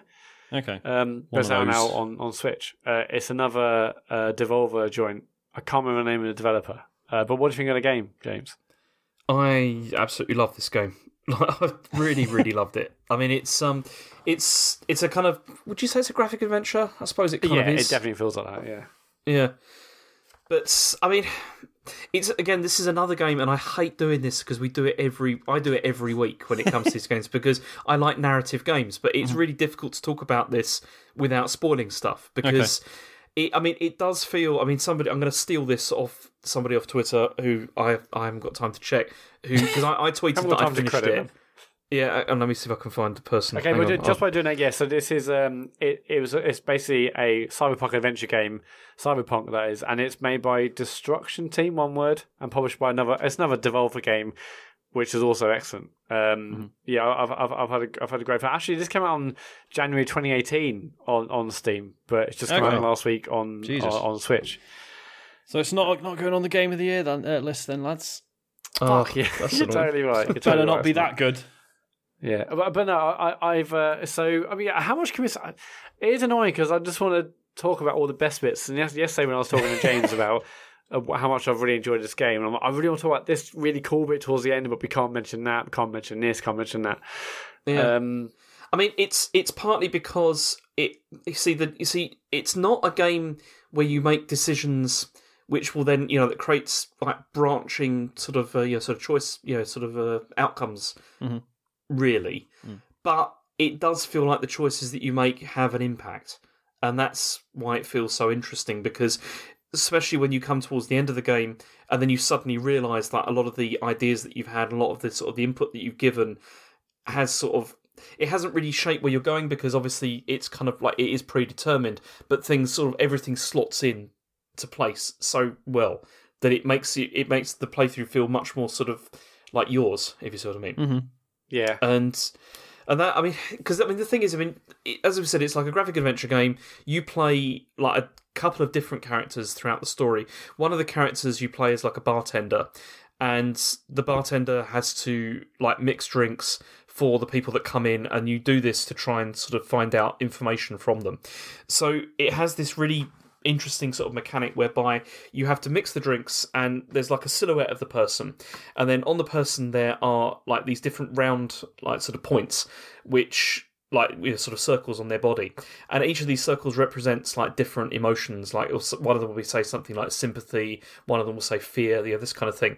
And then by putting the different drinks in, you can move this circle so that then it will match their feeling, and then that creates the drink, and then they'll drink it, and then depending on which option you've gone for, like which emotion you've gone for, you'll get a kind of a different response from them. So I will say that was easily the worst part of the game. Because it's so... I don't know about that, Matt. Because it's so fiddly. It is fiddly. It is very fiddly. I mean, but they didn't turn sensitivity down. It's ridiculous. So yeah, as James said, basically you have like a number of spirits in front of you, and you can mix up vodka and tequila and bourbon, and there's some others as well. And basically each of you have like a recipe book, and it says like bourbon raises your spirits, so that moves this little cursor up. Tequila might be left and vodka might be down, and so basically you move your cursor, you hover over say the vodka bottle, you press A, and you've grabbed the vodka bottle, and now with A held down, you basically move the left stick to essentially move to change the angle of the bottle. And then the liquid, the vodka in this case, comes out of the bottle. But it's all very, very physics based. Yeah, and so I mean. That is incredibly fiddly because it's really, really sensitive. You could say, okay, well, I want to pour the vodka in this glass. You have like a little tumbler to put a little like glass to put the vodka in. You're like, hold A, you'll move the bottle of vodka up, and then you think, hey, I'll then like use a left stick and like rotate the bottle so the liquid comes out. But then that could be like spilling everywhere. Or you see, have to like, okay, like then move the bottle and like, because the trajectory of the liquid coming out of the bottle is a little bit different to how you expected it, so you'll move it a bit. So then basically you mix this drink, and then you basically mix in as you put say more vodka in and more bourbon in, little cursor move up and down, left and right, so it aligns with one of these emotions, and then you press serve, and then you serve the drink. But it's incredibly fiddly and sensitive. Yeah, I mean, you're right. It is definitely very fiddly, and it is very sensitive. I mean, it's one of those things where I think after I'd spent some time with it, you do get used to it, but you still have to be very conscious of what you're doing all the time. And it's, like usually with games, it's like, you figure out how to do something and then it becomes like second nature and you don't even think about it. You just like, press the buttons or whatever. With this, you really have to concentrate, like when you're sort of pouring stuff out. And the fact that this came out on PC like last year makes a lot more sense because this really feels like it was designed for mouse, like to be like mouse controlled. Definitely, yeah. And maybe that is one of the sort of the downsides because there's a couple of mini games that are like that. There's another one where you have to sort of craft these sorts of like statues. Oh yeah, and I almost forgot about that. Yeah, and you do this like on a lathe, that's not a lathe. Sorry, on like a potter's wheel. That's like you have to like spin the wheel with one button, and then you have to use like these tools to sort of like fine cut this like statue so that it looks the same as like what it's supposed to. And that's the same. Like that is also in the beginning was quite frustrating when I first started playing it. That sounds really interesting, but if it's a pain in the arse, then I found that one much more interesting. Also, you can change the music and you can have different vibe when you're doing it. That is way less. It's way less fiddly. There's still like an element of sort of sensitivity, but it's much more clear about the controls and what you need to do. And you can, like as James said, like change the shape of the device you're using so you can have like a flat thing to put into this shape to change. But basically, it's obvious what tools you're using basically. And that was I actually really enjoyed them. Like, okay, it's quite a relaxing little moment, and I quite enjoyed, creating the shape from that spinning potter's wheel. It was a lot less fiddly than the drink making, but I really enjoyed that as like a different mechanic. But you can absolutely tell it was built for keyboard and mouse for sure. But I mean, overall, the game it is very interesting because I mean, it focuses on like the idea of like what is humanity and what do you consider to be important for to be consider yourself human. That it's the typical sort of cyberpunk kind of thing, but it is done very, very well. And I mean, I definitely would recommend it if you like narrative style games because it's different enough that it feels worth. Yeah, worth I think at. I mean you come into contact with a bunch of different characters, and I think all of them felt really, really well written to the point where after when I finished, I'm like, I would absolutely love another game in the same universe with like some of the same characters or I thought even some of you talk to barely at all, and I'm like, I would love to know more about that person. I think that I don't know if it's the way the dialogue's communicated, or maybe it's all like sitting down making drinks, or the story. But the way it comes together, I was really impressed with. I don't know if it's necessarily like the quality of the writing. It's just I don't know how that with like the vibe of the atmosphere and the music, and it all works. That was all spot on. Yeah, it all works so well that I was like, I would love to see more. This is clearly just like I think it took me like 3 or so hours. It's clearly like it's a 3-hour indie game. It's one and done. But I would love to see more about this sort of story in this universe. Yeah, I mean, I looked up. I mean, you can play again because obviously you can try and make slightly different decisions to see how things sort of pan out. But yeah, I mean, I did feel kind of sad when it was over because I just thought this is a really nice world. Well, not nice world. It's a horrendous world, but it's an interesting world they constructed here. And yeah, it was a shame when it was over because it is short. I mean, it's like 2.5, 3 hours, as Matt said. Yeah, but it's definitely worth your time. Yeah. No, like I said, this out on Steam, so someone listening may have already played it came out last January. So, and I think maybe, honestly, I mean, I'd like to see what it's like on Steam because I think it'd be way less fiddly. But I enjoy playing on Switch, and I wasn't ever going to get on Steam. But I was really impressed with it. I mean, it's a memorable game. Like I've still been thinking about it, like after I finished it for a time. And me too. It's made me want to like watch other sort of cyberpunk films or read books or graphic novels. I just want to have more of that sort of universe, and it's made me really want to get it back into that sort of stuff. But yeah, I thought it was brilliant. Have you heard of it before, Sean? I hadn't, no. Other than it's the new Devolver Gamer on the Switch, so it's probably really good because that's their whole put out thing. A non-great game on Switch. If you look at like if you go on Steam and you look at everything they've put out, there is actually quite a lot of shit there. I think. Like, there came a point where, they just... Basically, Hotline Miami onwards, they suddenly became really interested in quality control. And, pretty much since then, everything's been really good. I think that's right. Like, I remember there was a Devolver sale on Steam, and I remember being like, oh my God, they're going to go through their back catalogue and find loads of amazing shit. And there's just a lot of... Not bad games, but just, like, quite average stuff that you'd ignored and didn't actually realise it was Devolver. But yeah, like it's like especially like if you're just a Switch owner, like Devolver are totally synonymous with very good games at the moment. Yeah, I mean they're fast becoming one of my favourite publishers of like stuff because I look out now for when their new stuff's coming because it's so good. Yeah. But yeah, if you want like 2.5 to 3.5 hour narrative adventure, I would heartily recommend the Red Strings Club. That is exactly what I want. So you'll probably be hearing more about this. When I heard about week. the game, I thought I'll settle in. This is brilliant, and I was cool. impressed. I'll tell you what, I enjoyed this more than I did Life is Strange, like the Life is Strange 2, the most recent episode. We need to get Sean to play it, James. That's not the way to do it. I'm just going to have narrative week, aren't I? I'm going to try. I'll do Life is Strange and then this, and then we'll just go into the Life is Strange spoiler cast with just like, oh, I wish we were talking about the Red Strings Club. Yeah, instead. Let's do a Red Strings Club spoiler cast, eh? But no, it's a good game. Cool. In terms of what else I've been playing, Bloodborne still doing out on Sundays. I got to the three bosses in the Forbidden Wood. The Shadows of Yharnam. Yeah, those ones. Yeah, I basically got to that right towards the end of last night's stream.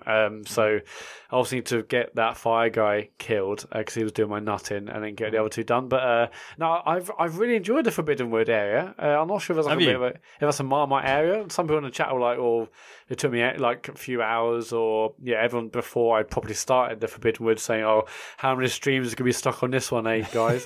I see where they're coming from. Like I didn't dislike it, but it was hard going. I'm sure. I've loved it actually. I mean, those like little little snake enemies are a little bit annoying, but I thought it was a brilliant area so far. I haven't really got terribly lost, and I've now got to the boss. I know it feels like quite a long run from the closest bonfire to the boss. But apparently, once I get my head around it, it's not so bad. But I've loved it so far. So I'm hoping to get those bosses done in the next stream on Sunday night, and also Resident Evil 2. So I'm I basically think.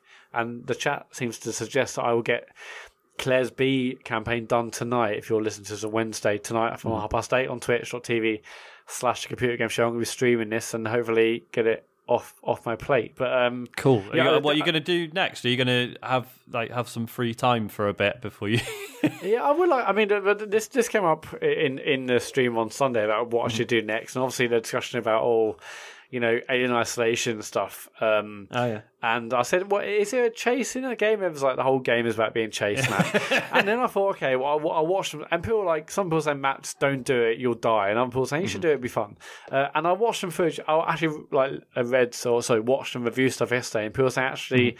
It was fine, but I think the IGN person who reviewed it said it's like 18 and a bit hours, and actually the last half of the game is just a bit of a drag. And okay, so I don't think I'm going to do that. I haven't really got planned. I would like to play something nice. Alex Kidd's on the list. Night in the Woods is on the list. Who knows? But I'm excited to get Resident Evil 2 done. I've actually really enjoyed Claire's B campaign so far. Mr. X is actually I guess it is spoilers. Oh, okay. I mean, I'm not bothered, but yeah, some people might. Anyway, interesting things happen with Mr. X on Claire's B campaign, and what I'm doing is I'm basically watching playthroughs in a couple of days beforehand, writing those notes, and basically doing like a speed run. And I think it's a much better way of doing it. I've obviously done the original way while being scared and shitting my pants, and sure, that happened a bit on Wednesday. Not a fan of being chased, but I'm actually really excited saying, okay, I've got to go here, get this, do that, and. But hopefully tonight will be the end of RE2. It's a great game. I can appreciate how good it is, but it's just too scary for me. Ready for it to be over, yeah. Yeah, that's it. I mean, I think next week will just be Division 2, but that's me for the last week for sure. Cool. I'll do mine quickly. So last week, last week on the podcast, I'd played a bit of Baba Is You on the Switch. I then streamed it for 2.5 hours. Yes, you did. This was such an entertaining stream. I had a fucking brilliant time. I haven't got a huge amount to add from last week other than it's one of those brilliant puzzle games where, like, I know not everyone does this, but I have to vocalize everything I think. Like, I hear it all in my head as I'm thinking. But Baba Is You is one of those excellent puzzle games where, like, I stop doing that because there's no point. Like, I've developed like this it's so idiosyncratic, and it works on its own weird logic that you've got no vocabulary for, and your brain just has to think about it on this level where you couldn't explain what your thought process is at any point. And there's a couple of bits in the stream where we sort of try, and people are saying, "Oh, if you try this," and I'm going, "No, because then if you make Baba is Key, then Key won't be there, and Key can't do this, and this isn't open, and that's closed, and you just these fucking nonsense sentences you come out with." On last week, so I watched a bit at the beginning, and then I had to nip off something else, and I came back. It's probably like maybe like 10 o'clock. So your boy been out for a bit, and when I came back. You were on the phone to Cammy. Oh no, maybe actually it was just maybe just before like you were on the phone to Cammy because he was in the chat, and it was and then you're like, "Well, hang on, is Baba is Key and you is Rock," and I'm like, "What the fuck's happening in this game? What have I missed?" And like, I gradually got my head around it. But then when you had Cammy in the chat saying, "Look, it's obvious, do this," and he's like, "Fuck it, just ring me." Yeah, because I knew he was wrong. I was like, "No, Cammy, what you're saying doesn't make any sense. It doesn't work." So then he phoned up and then realised that I was right. Yeah, because he was in the chat saying, "Look, this is how you do it. Oh God, this is how you do it." And then he came on and was like, "So, oh no, wait, no, you can't do it that way, can you?" And then like everyone in the chat was like, "Oh, killing themselves dying of laughter." It was brilliant. Yeah, it was great, and it was just it was really nice playing it like with people in the chat, sort of assisting as well, because I was like quite bad at it at times, but. I think it is an incredibly smart game. It definitely, like, the earlier levels, you're like, "Oh man, this is so clever." Like, I'm never really sure if I'm just doing what was intended or am I like just totally breaking the game, which obviously in a roundabout way is also intended. But you're like, "Oh, I'm not doing like the most obvious way to solve each puzzle." And then as it gets harder, it's like you're just like, oh, I think I am just doing it the way it was intended because I'm too stupid to think of anything else. So that sort of magic of like that sort of thrill of being like, oh, I'm not even doing it how I'm supposed to. I'm just totally fucking with it. Like I've gone beyond, like my understanding of this game is so brilliant. And then you get to the harder levels and like you're like, oh no, just any solution will do, please, brain. But yeah, it's a fucking exceptional game. I properly enjoyed streaming it. What else have I played? I've played a game on my telephone called Skyward Journey. So this is by a man called Dan, and his surname is spelled VOGT, and I'm not even going to try and pronounce it. He made the very, very brilliant Data Wing. Familiar with that game, yeah. Yeah, so that's a free phone game, and it's like a proper sort of arcade style. I guess it's a racing game, but with this really interesting, boost mechanic and stuff. And I would thoroughly recommend it. So I was thrilled when I found out he'd made a game that was a bit it's not as arcadey. When you load it up, it says it's an art game, which maybe should have set alarm bells ringing. Oh god, yeah. And basically, so it's like this top-down view, and there's like the ocean in front of you, and then it kind of starts scrolling upwards, and then there's like these little islands with people stood on them who look kind of sad, and there's these like seagulls flying around, and you use your finger to draw like currents of like wind currents, and that sort of guides the gulls around, and if you guide them over a person. The person, like some like seagulls, like spring out of them, and then they look happy, right? And then you keep doing, you keep scrolling. Oh, there's some sad people. Guide the birds over them. Birds come out of them. They and then they're happy.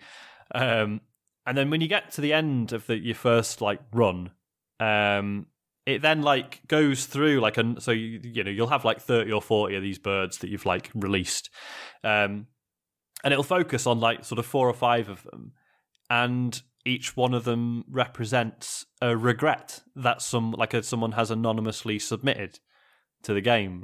I don't know what the process was for that. If there was they just did it online or whatever. I think it says each one is a genuine regret, submitted by an online friend or something. And yeah, so the idea is that you're guiding these gulls around, and they represent people's emotional burden or whatever, and then you're freeing them of it because they're opening up about it, and that that is helpful. But you sort of, I don't know, I felt a bit weird about it. I mean, it's not particularly engaging from a gameplay point of view. Not that it necessarily needs to be if it looks beautiful or it's got something interesting to say. I mean, it looks okay. It's not stunning to look at. The music's really nice and the sound design and stuff. There's a lot of reviews for it. People saying I really enjoyed just having a shot of this before bed. I find it quite relaxing. Yeah, it looks like that sort of game where it's pretty easy to get in and get out, is it? Yeah, sort of 5-minute gameplay. Yeah, each run is just sort of 4 or 5 minutes. I think the reason I felt weird about it is that. So obviously, so at the end of the level, you read these regrets, and they're often some of them are genuinely really upsetting, and some of them are just kind of sad, and but you sort of you're playing through it, and you're thinking, oh, I can't wait to see what regrets I get at the end of this level, and what the fuck is that? What a horrible way. I mean, maybe this is just me, but I found myself getting morbidly curious about reading the regrets at the end of each level. And that felt really weird and distasteful to me, so I stopped playing it. And I don't really think that's what was intended. But I don't know, that was the reaction I had to it. So that was, I don't know. I mean, it's free, so check it out if you want. It is kind of an interesting idea. I don't know. I did not enjoy my reaction to it, I guess. That's a shame, really. Yeah, I mean, I say have a go, see what you think. I felt that the way that the regrets were used as almost the reward at the end of a level, I started to feel really weird about it. The only other game I've played this week, so I was at a mate's this weekend and we played Towerfall, and one of the greatest local multiplayer games ever. Well, this is it, right? I'm not going to get into what Towerfall is. I just wanted to briefly point out how upsetting it is that it's one of the best games ever made, and it's been about 2 years since I last played it, and we played it for about an hour, and it was fucking brilliant. And now it'll probably be another couple of years before I actually get to play it again with people. Yeah, because it's one of the, like, not only is it local multiplayer only, it's like you've got to have a group of people who are like really into it. It's not like something you could try and get like your family to play or whatever. Like if they're not really fussed about games, it's not going to work. Like it is pretty hardcore, I guess. But I just, fuck, just it's this fucking amazing but entirely fleeting thing because it's so good, but you so rarely get the opportunity to play it properly with people. I mean, you know, if you've got like loads of mates nearby who you play games with locally on the reg, that is a different story. But that's not the experience of anyone I know. No, definitely not. So yeah, see, I've only played this like once. I played it with David for about 20 minutes or so, but it was like you said, I think you need like a bigger group of people. Yeah, totally. Really you need like 3 or 4 people. I mean, the Switch version, I think you can have up to 6. But yeah, Towerfall, fucking brilliant. Like it's an all-timer. And that is all I have to say about that. James, you had a couple more, didn't you? I had one more, which was I finished Tardy, the one I started talking about last week, and I finished it and loved it. I mean, it's another sci-fi adventure game, but it's just it's the approach to puzzles that I really appreciated because it did that thing whereby every room that you go into, everything you need is there to like figure it out, and it's just a case of sort of looking at things and looking at it from different directions and things like that to try and figure all the different puzzles out. I mean, the whole game is basically you control a guy who sneaked onto a ship and it's been suspended in like cryostasis. Then you wake up and you find the ship's been like abandoned, and your aim is to figure out like what's happened, get control of the ship, and it seems to be to try and get home. But there's this like similar to like with the Red Strings Club. There's like this brilliant like sort of like moody soundtrack as well, like going on. It's like this sort of synth soundtrack, which is really cool. And although, I mean, the story twists I found they're a bit kind of predictable, but it's still like really enjoyable for that because you can see stuff coming, but it's still really well done. Yeah. But it's just, I mean, I did really enjoy it because it's only about an hour and a half long. It's pretty short, and it felt just about the right kind of length, and I just enjoyed it making me feel clever. Was nice. It's because the puzzles they just make so much sense. Like most of them, I didn't feel stuck at all, and just thought, that works. It was really good. So I'd recommend that and the Red Strings Club if you want to go on like a narrative game. I was going to say, how do they stack up against each other? But I guess, they don't. It doesn't have to be a case of which one is best, as long as they're both decent in their own way. And this was cheap. I mean, this only cost me about £4 or something, and on Switch, and I really would recommend it. I found it very interesting. It was very good. Cool. And the only other thing I played was Deadly Premonition, which I've talked about a bit. I mean, I got through the bits that I was hating, and it started to enjoy the game again. But no, I'm done for the moment. So yeah, I mean, I'm going to play through to the end. But how much longer have you got now? I don't know. I've absolutely no idea. I don't know how. I mean, I'm just mainlining it anyway. I'm not bothering at all with any of the side quests and stuff like that. I'm just doing the main story. But it is on occasion really funny, like unintentionally, especially because they got this character in it who is like this sort of sheriff guy, George, and every time there's a death, he's kind of responsible for it, but by accident. And then it's like, and then there's all these scenes where he's like, he keeps on saying things like, I feel really bad about what's happened. And it's like, you just killed someone. It's just like, and they're like, it's not your fault, George. It's like, it is your fault. Like on numerous occasions, people have said to you, don't touch that, and then like repeatedly don't touch it, and then he just does, and it's it is very entertaining. I've started enjoying it again. It's just the combat is the problem because, I mean, 2 weeks ago when I was playing it, I played for like an hour and a half, and as I said, I just drove a car for 20 minutes in the rain and spent ages like trying to shoot things, and it was really, really boring. But then, when it starts to get into the story stuff, really good. Yeah, cool. Right, emails then. Okay, if you want to email us, it's podcast@thecomputergameshow.com. Ian has emailed us and says, in episode 142, Matt was talking about how he'd conquered his fear of horror games in order to complete the Resi 2 remake. I don't want to say conquered, probably a bit strong. I've certainly got... Grown accustomed to. Yeah. This is this led him to believe he might have a crack at Resi 7 or Alien Isolation. Again, I didn't say that. The chat was saying Resi 7 next. Matt lol. promised to play Resident Evil 7 in VR. That's what I want. I want him to play Resident Evil 7 in VR because I think that'd be brilliant. That'd be pointless. And like I said, I'll be taking the headset off every 30 seconds. Okay. In terms of when I said on last pod, maybe I'll try Alien Isolation.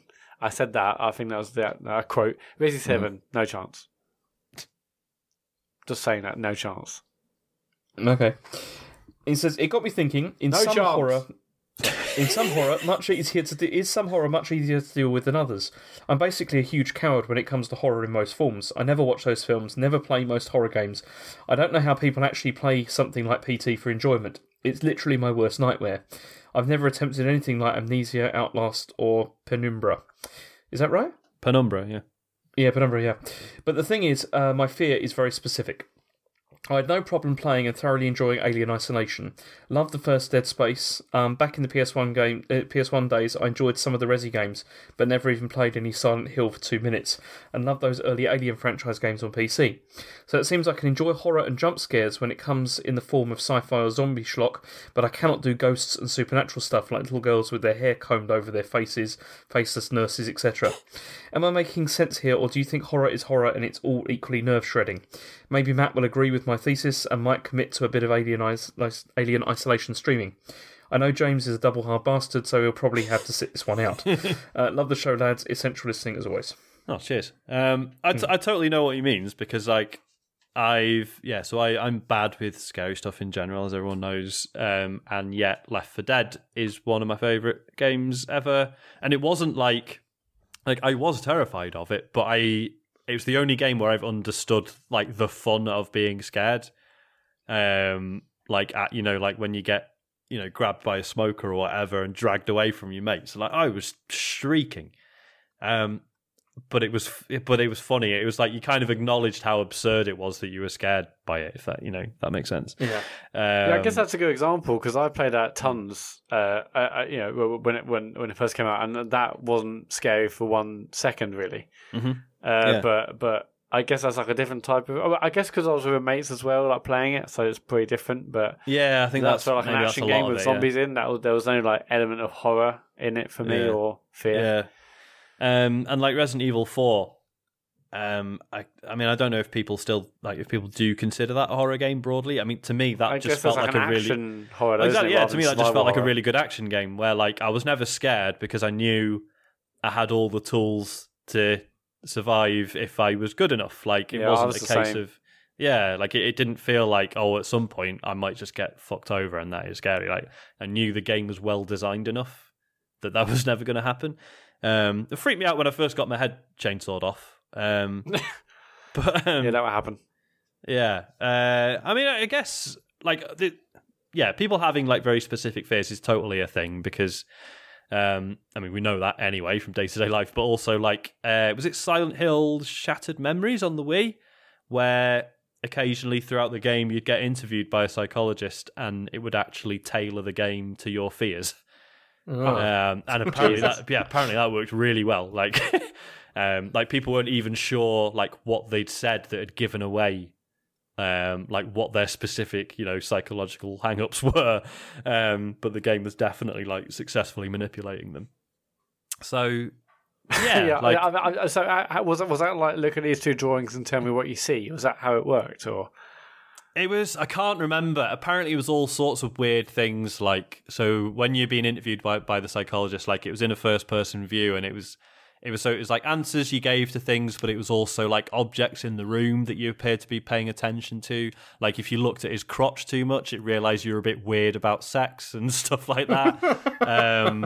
I think that's how it worked. But yeah, apparently that was really interesting. That was on the Wii and the PSP, I think. Or the Vita, maybe, I can't remember.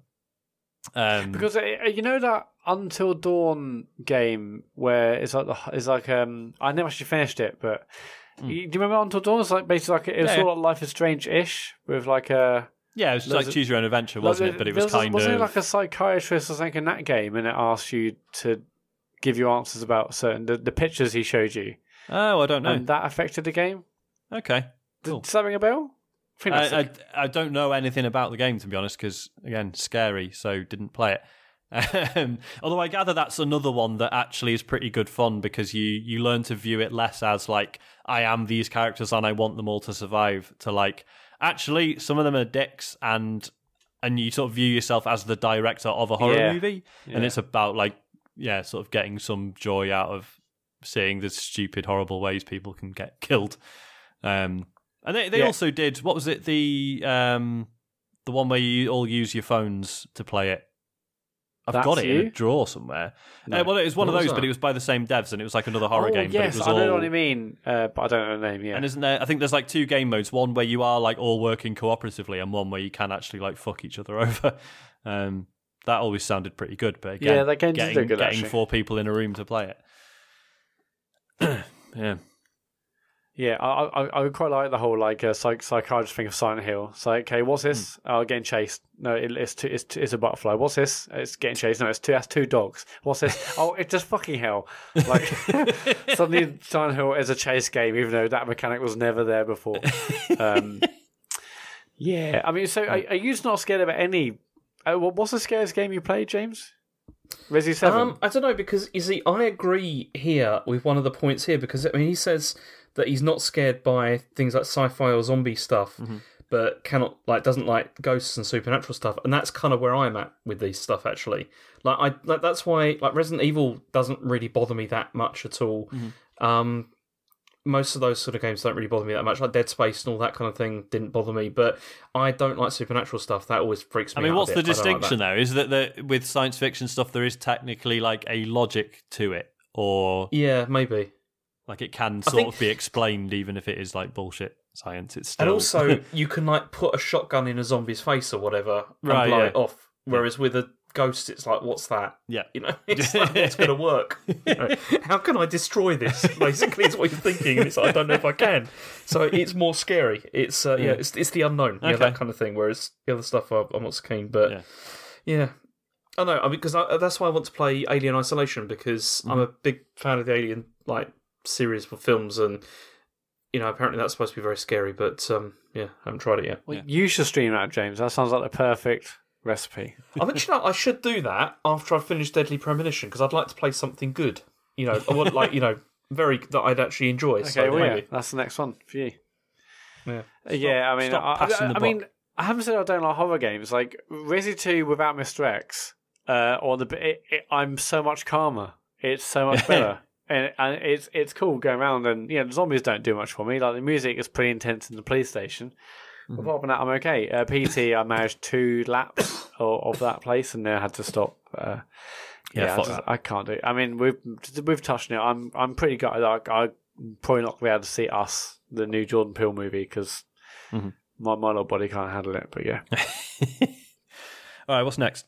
Okay, well the last email we got is from Futile Exercise, but it is focusing on the whole digital-only future that we've already talked about. Let's go. Another 45 minutes. That is a futile exercise. Sorry, go on. Yeah. But it's fine because we've got that Google event this week, so we'll come back to this next week. I think. Okay, when we actually know obviously what the future is. That makes sense. Yeah. All right, cool. We'll know the future. But he has got an interesting PS. He says, any other plans for the website other than the podcast bits? Waiting for Sean's Cookery Show and James's China Chats. I would love both of them, but the Cookery Show, we should do that. That'd be amazing. I am well up for doing a cookery show, man.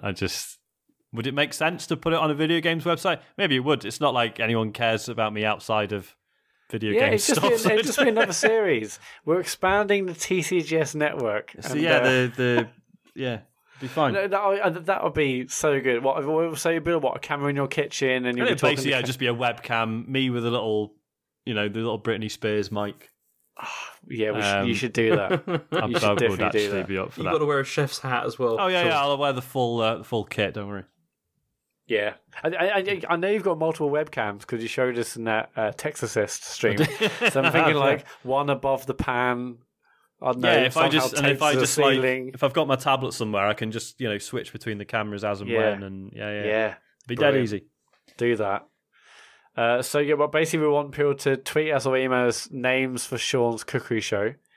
That's happening. I actually know what it's going to be called already because I've had it Oh my god! Okay. This is we'll save that then. okay. And James's China chats. Maybe. No, we should definitely do. I used to love our China chat on interface and the ones on this show. I mean, there's a certain university. If you just go and study there, you'll get some of James's China chats whether you like it or not. Just do that instead. Yeah.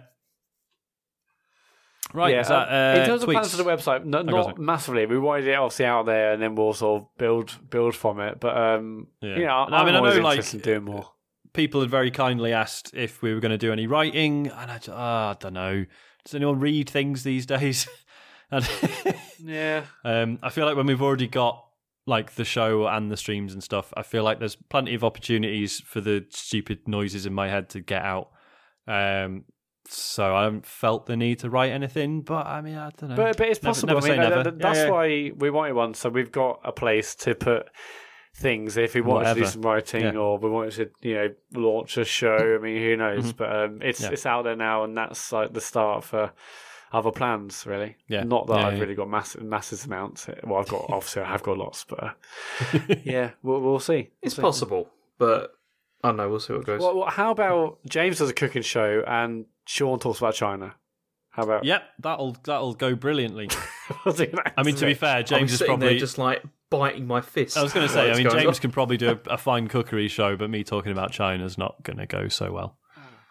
Well, I'll just bring it back to Dynasty Warriors every time. that's the Dynasty Warriors, which is an accurate piece of history. Totally accurate, yeah. Well, that's it for emails. Let's go on to tweets. It's at Computer Game Pod on Twitter if you want to tweet us. Thomas Lamafluff42 on Twitter. With James doing a dry run of the news, what do Matt and Sean do by way of prep? Do they stand in front of their mirror rehearsing their killer lines so there's some snappy comebacks up their sleeves? Just wondered. Sean, how many hours of practice do you do before the pod? I mean, not a huge amount, I'll be honest. I mean, I used to obviously when I used to do the questions, that was a bit of work. But you guys have kindly taken that on. I mean, obviously I make sure I scan through the show notes before we actually start and stuff. Some of the news intros have taken a bit longer to put together than I'd like to admit. I was going to say that's probably the biggest amount of prep now, isn't it? Easily. But no, other than that, it's mostly just off the dome, mate, and you can probably tell. So you're not doing like the whole fa la la la la la, you're not. doing my voice exercises and stuff. Yeah, I don't know. I think it's even though even if you're not consciously doing prep for it, I think you can't help but think about it most of the week. Especially in terms of choosing what to play. I'm now making a real effort not to just play Destiny 2 every week because I'm aware that it does not make for an interesting show, for example. So yeah, it's a weird one.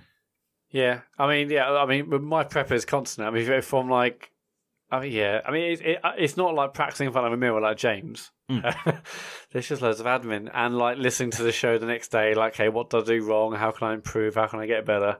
I'm 99% of my thinking is about the pod. Frankly, I've got something wrong with me, but I'm not physically doing it in front of a mirror like James. No, that's just it's just right off the dome, as Sean said. Adam Capone at Capone_Adam. I see that James has built the Labo piano. It's no update actually, James, but can we please? I did actually, yeah. Yeah, so the piano's done, right? So it's done. Robots next. I'm thinking about it. Well, and I was thinking about doing a live stream of it because I thought it'd be quite funny just to like Sean with the cooking. I just think he's just leaving a camera there and then just doing it. I mean, not expecting anyone's going to watch because it would probably take me 4 or 5 hours or whatever. But I thought it maybe entertaining for myself. That's what Capone wants. Yeah, he says, "Can we have an update on the current status of Labo Robot? Cannot wait for the live stream to begin." There you go. I mean, I would love that on a Saturday or Sunday. I mean, I presume there's the only days you could probably do it. Saturday or Sunday afternoon, start midday. Love that. Let's watch James build a robot. Yeah, it'd be nice to just have on in the background. I wouldn't necessarily sit and watch the whole thing intently because that'd be weird. But to just it'd be nice. Well, I'll tell you what. I'll do it when I get back. All right, cool. Nice one. Because I'll do it on a Saturday or something like that, or a Sunday. Yeah. Oh yeah, like I haven't really watched much Bob Ross stuff, but did he have some like nice music in the background? How's it? I don't think so. No, because I think That's what I can imagine. I think it was just him just speaking softly while he did his paintings, which is why loads of people got their first ASMR buzz off it. Yeah. Hey, wait a minute. We could also. I mean, could I like ask for like a listener playlist or something? For the whole experience. That could end in tears. I don't know what you'd be able to play that like wouldn't classical get you. Or some really soothing sounds in the background. But Twitch mutes it all because it's all copyrighted. That's a good point. Oh yeah. Okay, we'll true. find some royalty-free, pan pipes or something. I think it's game soundtracks and just royalty-free stuff. Or we need to find out if the music from Deadly Premonition, if that's like open source or whatever, because then I could just have those 4 tracks on 5 hours. Going around. Oh no, just that one, the acoustic guitar one. Yeah, that'd be good with the guy singing. I'm excited about that. So that's happening when James gets back from China. Well, the only thing is I'm worried about is I'm going to have to talk with Jen about this because I'm just concerned, like with the kids, if they're going to try and get involved and it just be awful. It's just This is going to be good. This is going to be great. I'm excited. Kurt Lewin at angry_Kurt. Which game will win best game of the year out of Trackmania, Zelda, and Astrobot? Obviously, those are the 3 that we've denoted as the games of the year since 2016. Trackmania, Zelda, or Astrobot? It's Zelda. Yeah, it's Zelda. It's Zelda. Yeah, sorry. Yeah. It's okay. So what? Number 2? Astrobot, I'd say. Yeah, and then Trackmania. Yeah. That's Come on, Trackmania won by accident. It was never going to be like number 1. wait. Accident or democracy? I don't know. But yeah, I mean that was a pretty foregone conclusion, sadly, in those 3. Luke Summerhays, friend of Bears at Busker Lily on Twitter. Have podcasts become mainstream now? Is it no longer weird and alternative to like them? Was it ever weird and alternative to like podcasts? I guess people like, what's a podcast? Maybe. I mean, yeah, I still have trouble explaining it to people at work and stuff. Like anyone over 40, I think it can be difficult. Although knowing our listenership, maybe not so much. I was going to say, that is a lot of our listenership. But yeah, I don't know. Yeah, has it ever been weird and alternative? I don't know. I think I definitely thought it skewed to like people in their 30s now. I thought pretty much anyone under 30 just watches stuff on YouTube or Twitch rather than listening to podcasts. But I know, Matt, you've been really interested in this weird sort of rise in like actual paid podcasts. Oh god, yeah, the business of podcasting in the last year is blowing up. Like clearly people are seeing a huge opportunity. Like obviously Spotify brought podcasts into its service. Then 2 months ago they bought Gimlet Media and Anchor for they bought Gimlet for $230 million. Anchor, that was never really confirmed. There are now 2 major services. One's called Brew, BREW, one's called Luminary. Both of them is what they both. I know Brew is difficult. Wants to be like the Netflix of podcasts. I'm sure Luminary wants to be the same, but they're both basically premium podcast sort of providers. You pay a subscription, you get sort of exclusive content from well-known podcasters, and they're trying to build a real business model out of this thing. And clearly, if Silicon Valley get involved and hundreds of millions of dollars are getting involved with acquisitions, it feels like the last years something's happening in podcasts that suddenly. I mean, I honestly reckon this is a hangover from when Serial blew up.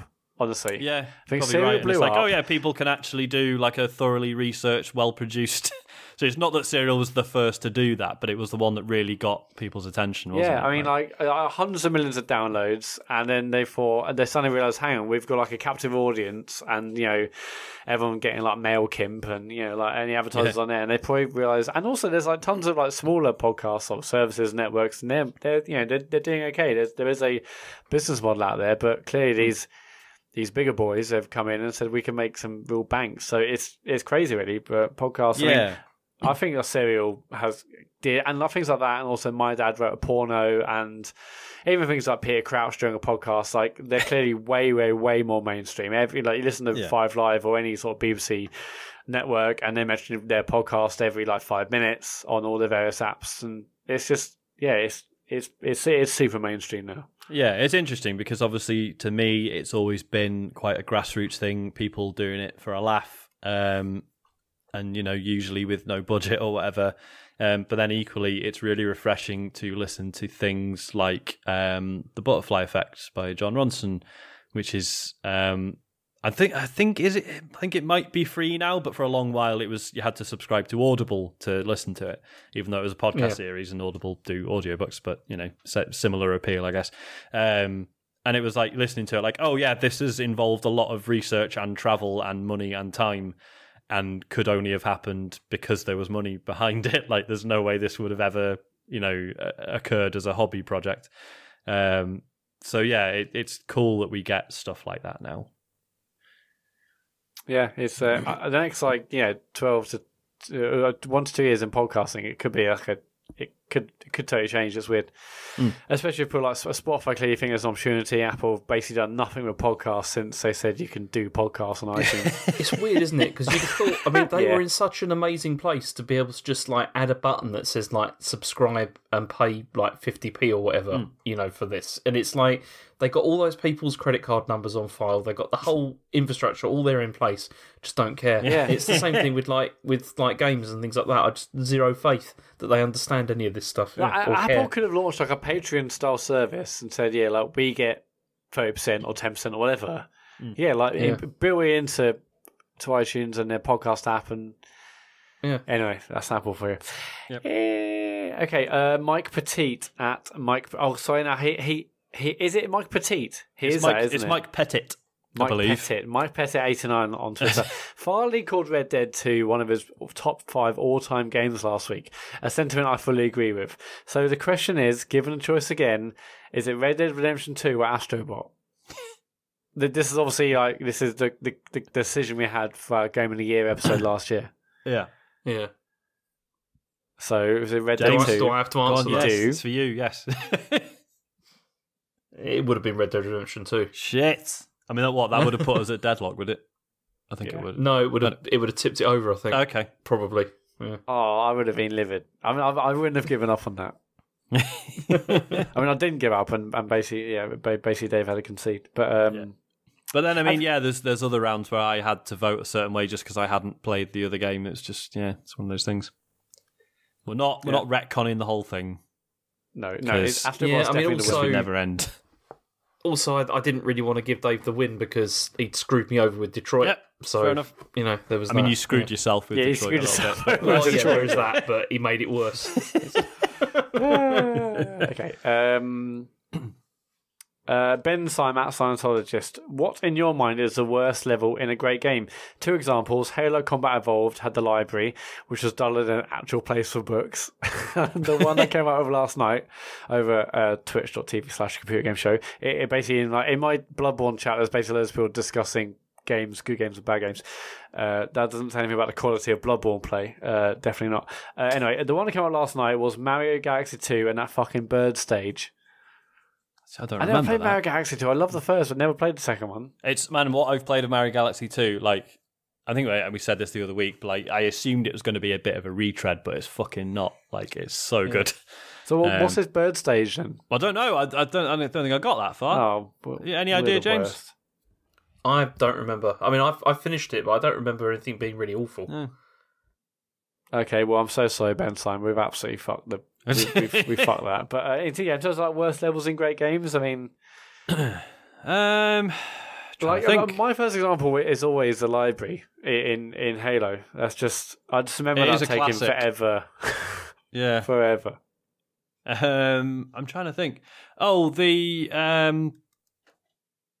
which one was it? In Earthworm Jim 1 or 2, there was a really bad level. Oh yeah, so in Earthworm Jim 2, the one where you have to guide the balloon to the finish point, and it's completely different to the rest of the game, and it's really irritating. Either of you played this? I played Earthworm Jim when I was younger, but I have no memory of that balloon. Okay, so Earthworm Jim 2 is a side-scrolling, platformer and everything, but then there's this one level where it's like a sort of isometric viewpoint, and there's this hot air balloon with a bomb on it, and you're Jim on his pocket rocket flying around, and you've got to basically bump this balloon all the way to the end of this like, you know, this course like through all these like mountains, and there's all enemies shooting at you and the balloon, and the balloon can't take too much damage or it blows up, and also it can just get knocked back really easily, and you have to just backtrack loads, and it's like massively frustrating. It's not, you know, like, because it's only one level in the game. Obviously, they didn't spend as much time on it as they did the rest of the game, so it doesn't feel particularly good to play. You can just fuck up and lose the balloon and have to start again, and it's shit. There you go. Sounds fucking awful, actually. Yeah, it's really terrible.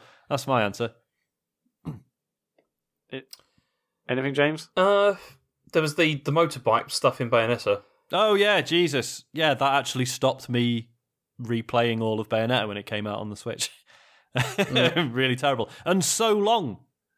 Like, it wouldn't have to be amazing if it was really brief, but it goes on for fucking ages. Yeah. There was that, and the other thing that I didn't like in those games was, you know, when they ever did those things with the gun turrets. Oh yeah, turret sections, yeah. That was also irritating as well. Yep. Agreed. You got any, Matt? Nothing like that. I mean, my first one is always that Halo one. That's always the one I go to. Yeah, fair dues. Speaking of annoying things, you probably haven't seen this, Sean, but Mike Diver said, people on Twitter are saying Mario Odyssey is bad and it's upsetting me. Like, you haven't seen that, Sean, because it's all like this unpopular opinion business, and it's just like, how can we say shit that's going to do people's heads in? I mean, like, Twitter.com isn't a bad enough place as it is. Yeah. Now there's actually like hubs of like, well, actually, I'm going to just find a really shitty opinion about stuff. But what? I mean, loads of people say, oh, actually, Odyssey's worse than Mario Sunshine. There's some other stuff, right? But I actually loved Mario Sunshine. I know I never played Sunshine, and I get the feeling I would actually enjoy it. I know it was good, but it had a lot of problems. The camera was really bad, like in places, and it's a good game because it was a Mario game, but it was certainly not one of the best. Yeah. No, it wasn't, but it had so much charm. I just thought that was brilliant. But anyway, I just thought I'd call it out. Last one for now, Alex. This isn't really a massive question, but I'll ask anyway. Alex at Alex79 UK. Question for the show: will James be playing or trying out powered? Okay, I wondered if it was a typo. It's not. It is Paraiso. Paraiso Island. Okay, I thought it was Paradiso without a D. Paraiso Island, a recently released Animal Crossing clone, free to play on PS4. I may give it a go, but I can't see me sinking too much time into it. But could be worth a stream. Did you see his tweet and look into it, James? I did have a look. It looks rubbish. That's so why it'd be great as a stream. It appears to be America only at the moment as well. I can't find it on our store. Yeah. I mean, it's free, isn't it? It's got to be worth a look. Oh, come on, look! You just look at the screenshots; they look terrible. I know, it does. It just looks really garish, doesn't it? The art style's horrible. But that's what I think will be a brilliant stream.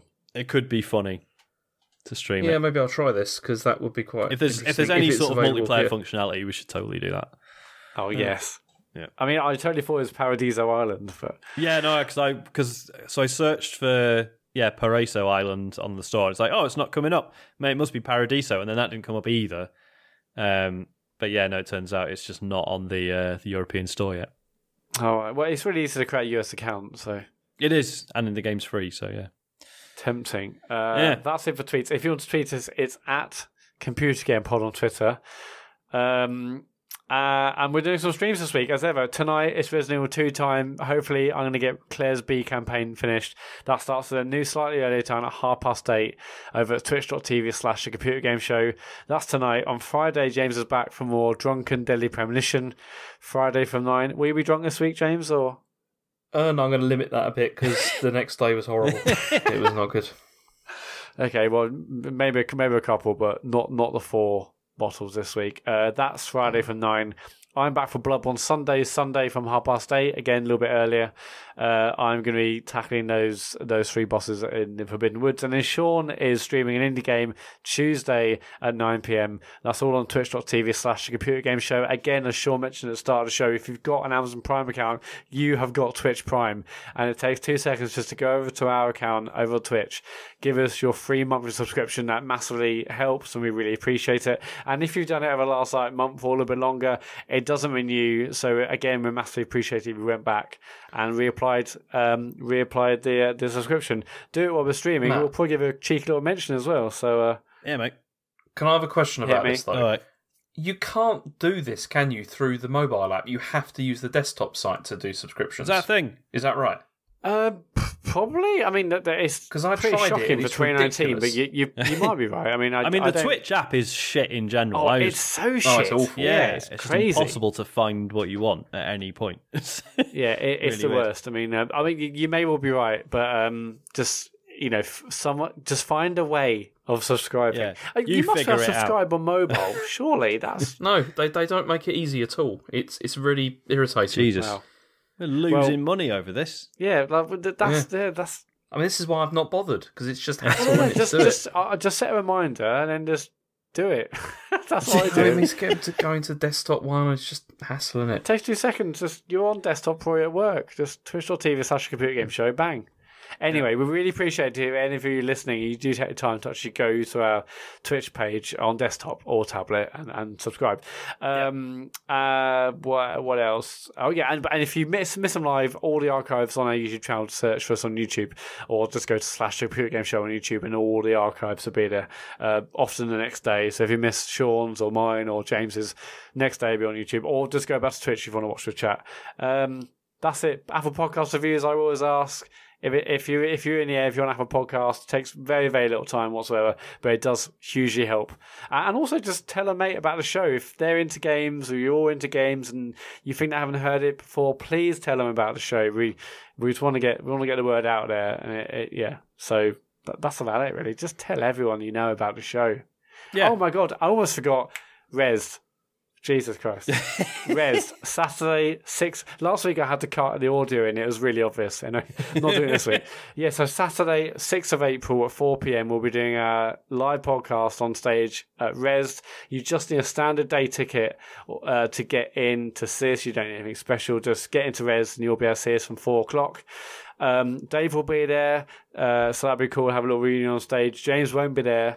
So that'd be sad, but come to Res, see us do a live show on stage, and after that, from 6:30 in the Minories, which is a pub near Tower Hill, we'll be having a little bit of like a meet up. So come over for a chat and a drink, or cuddle, whatever you want to do. You don't even have to have gone to Res. If you're not going to Res, but you still want to come and have a chat and say hi, please do come down to the Minories from 6:30 on Saturday, 6th of April. We're looking forward to seeing you. I'm looking forward to Res.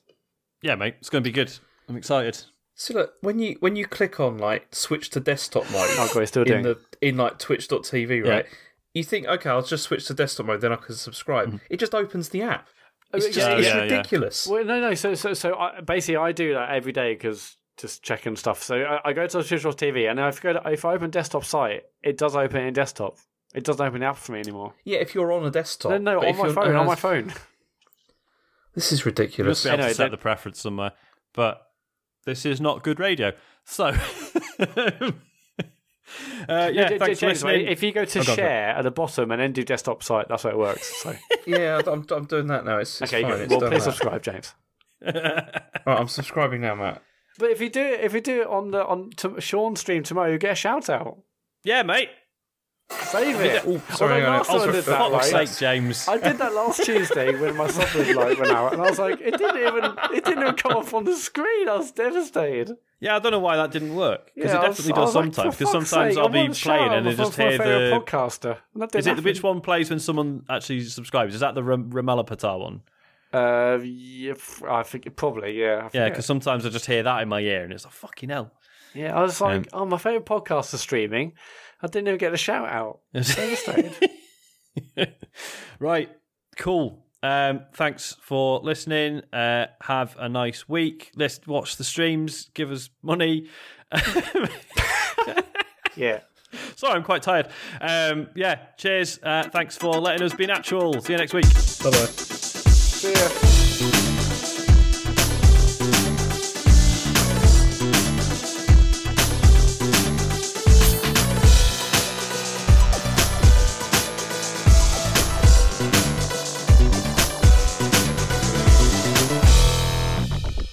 Did you hear that when the video started playing? It's sorry.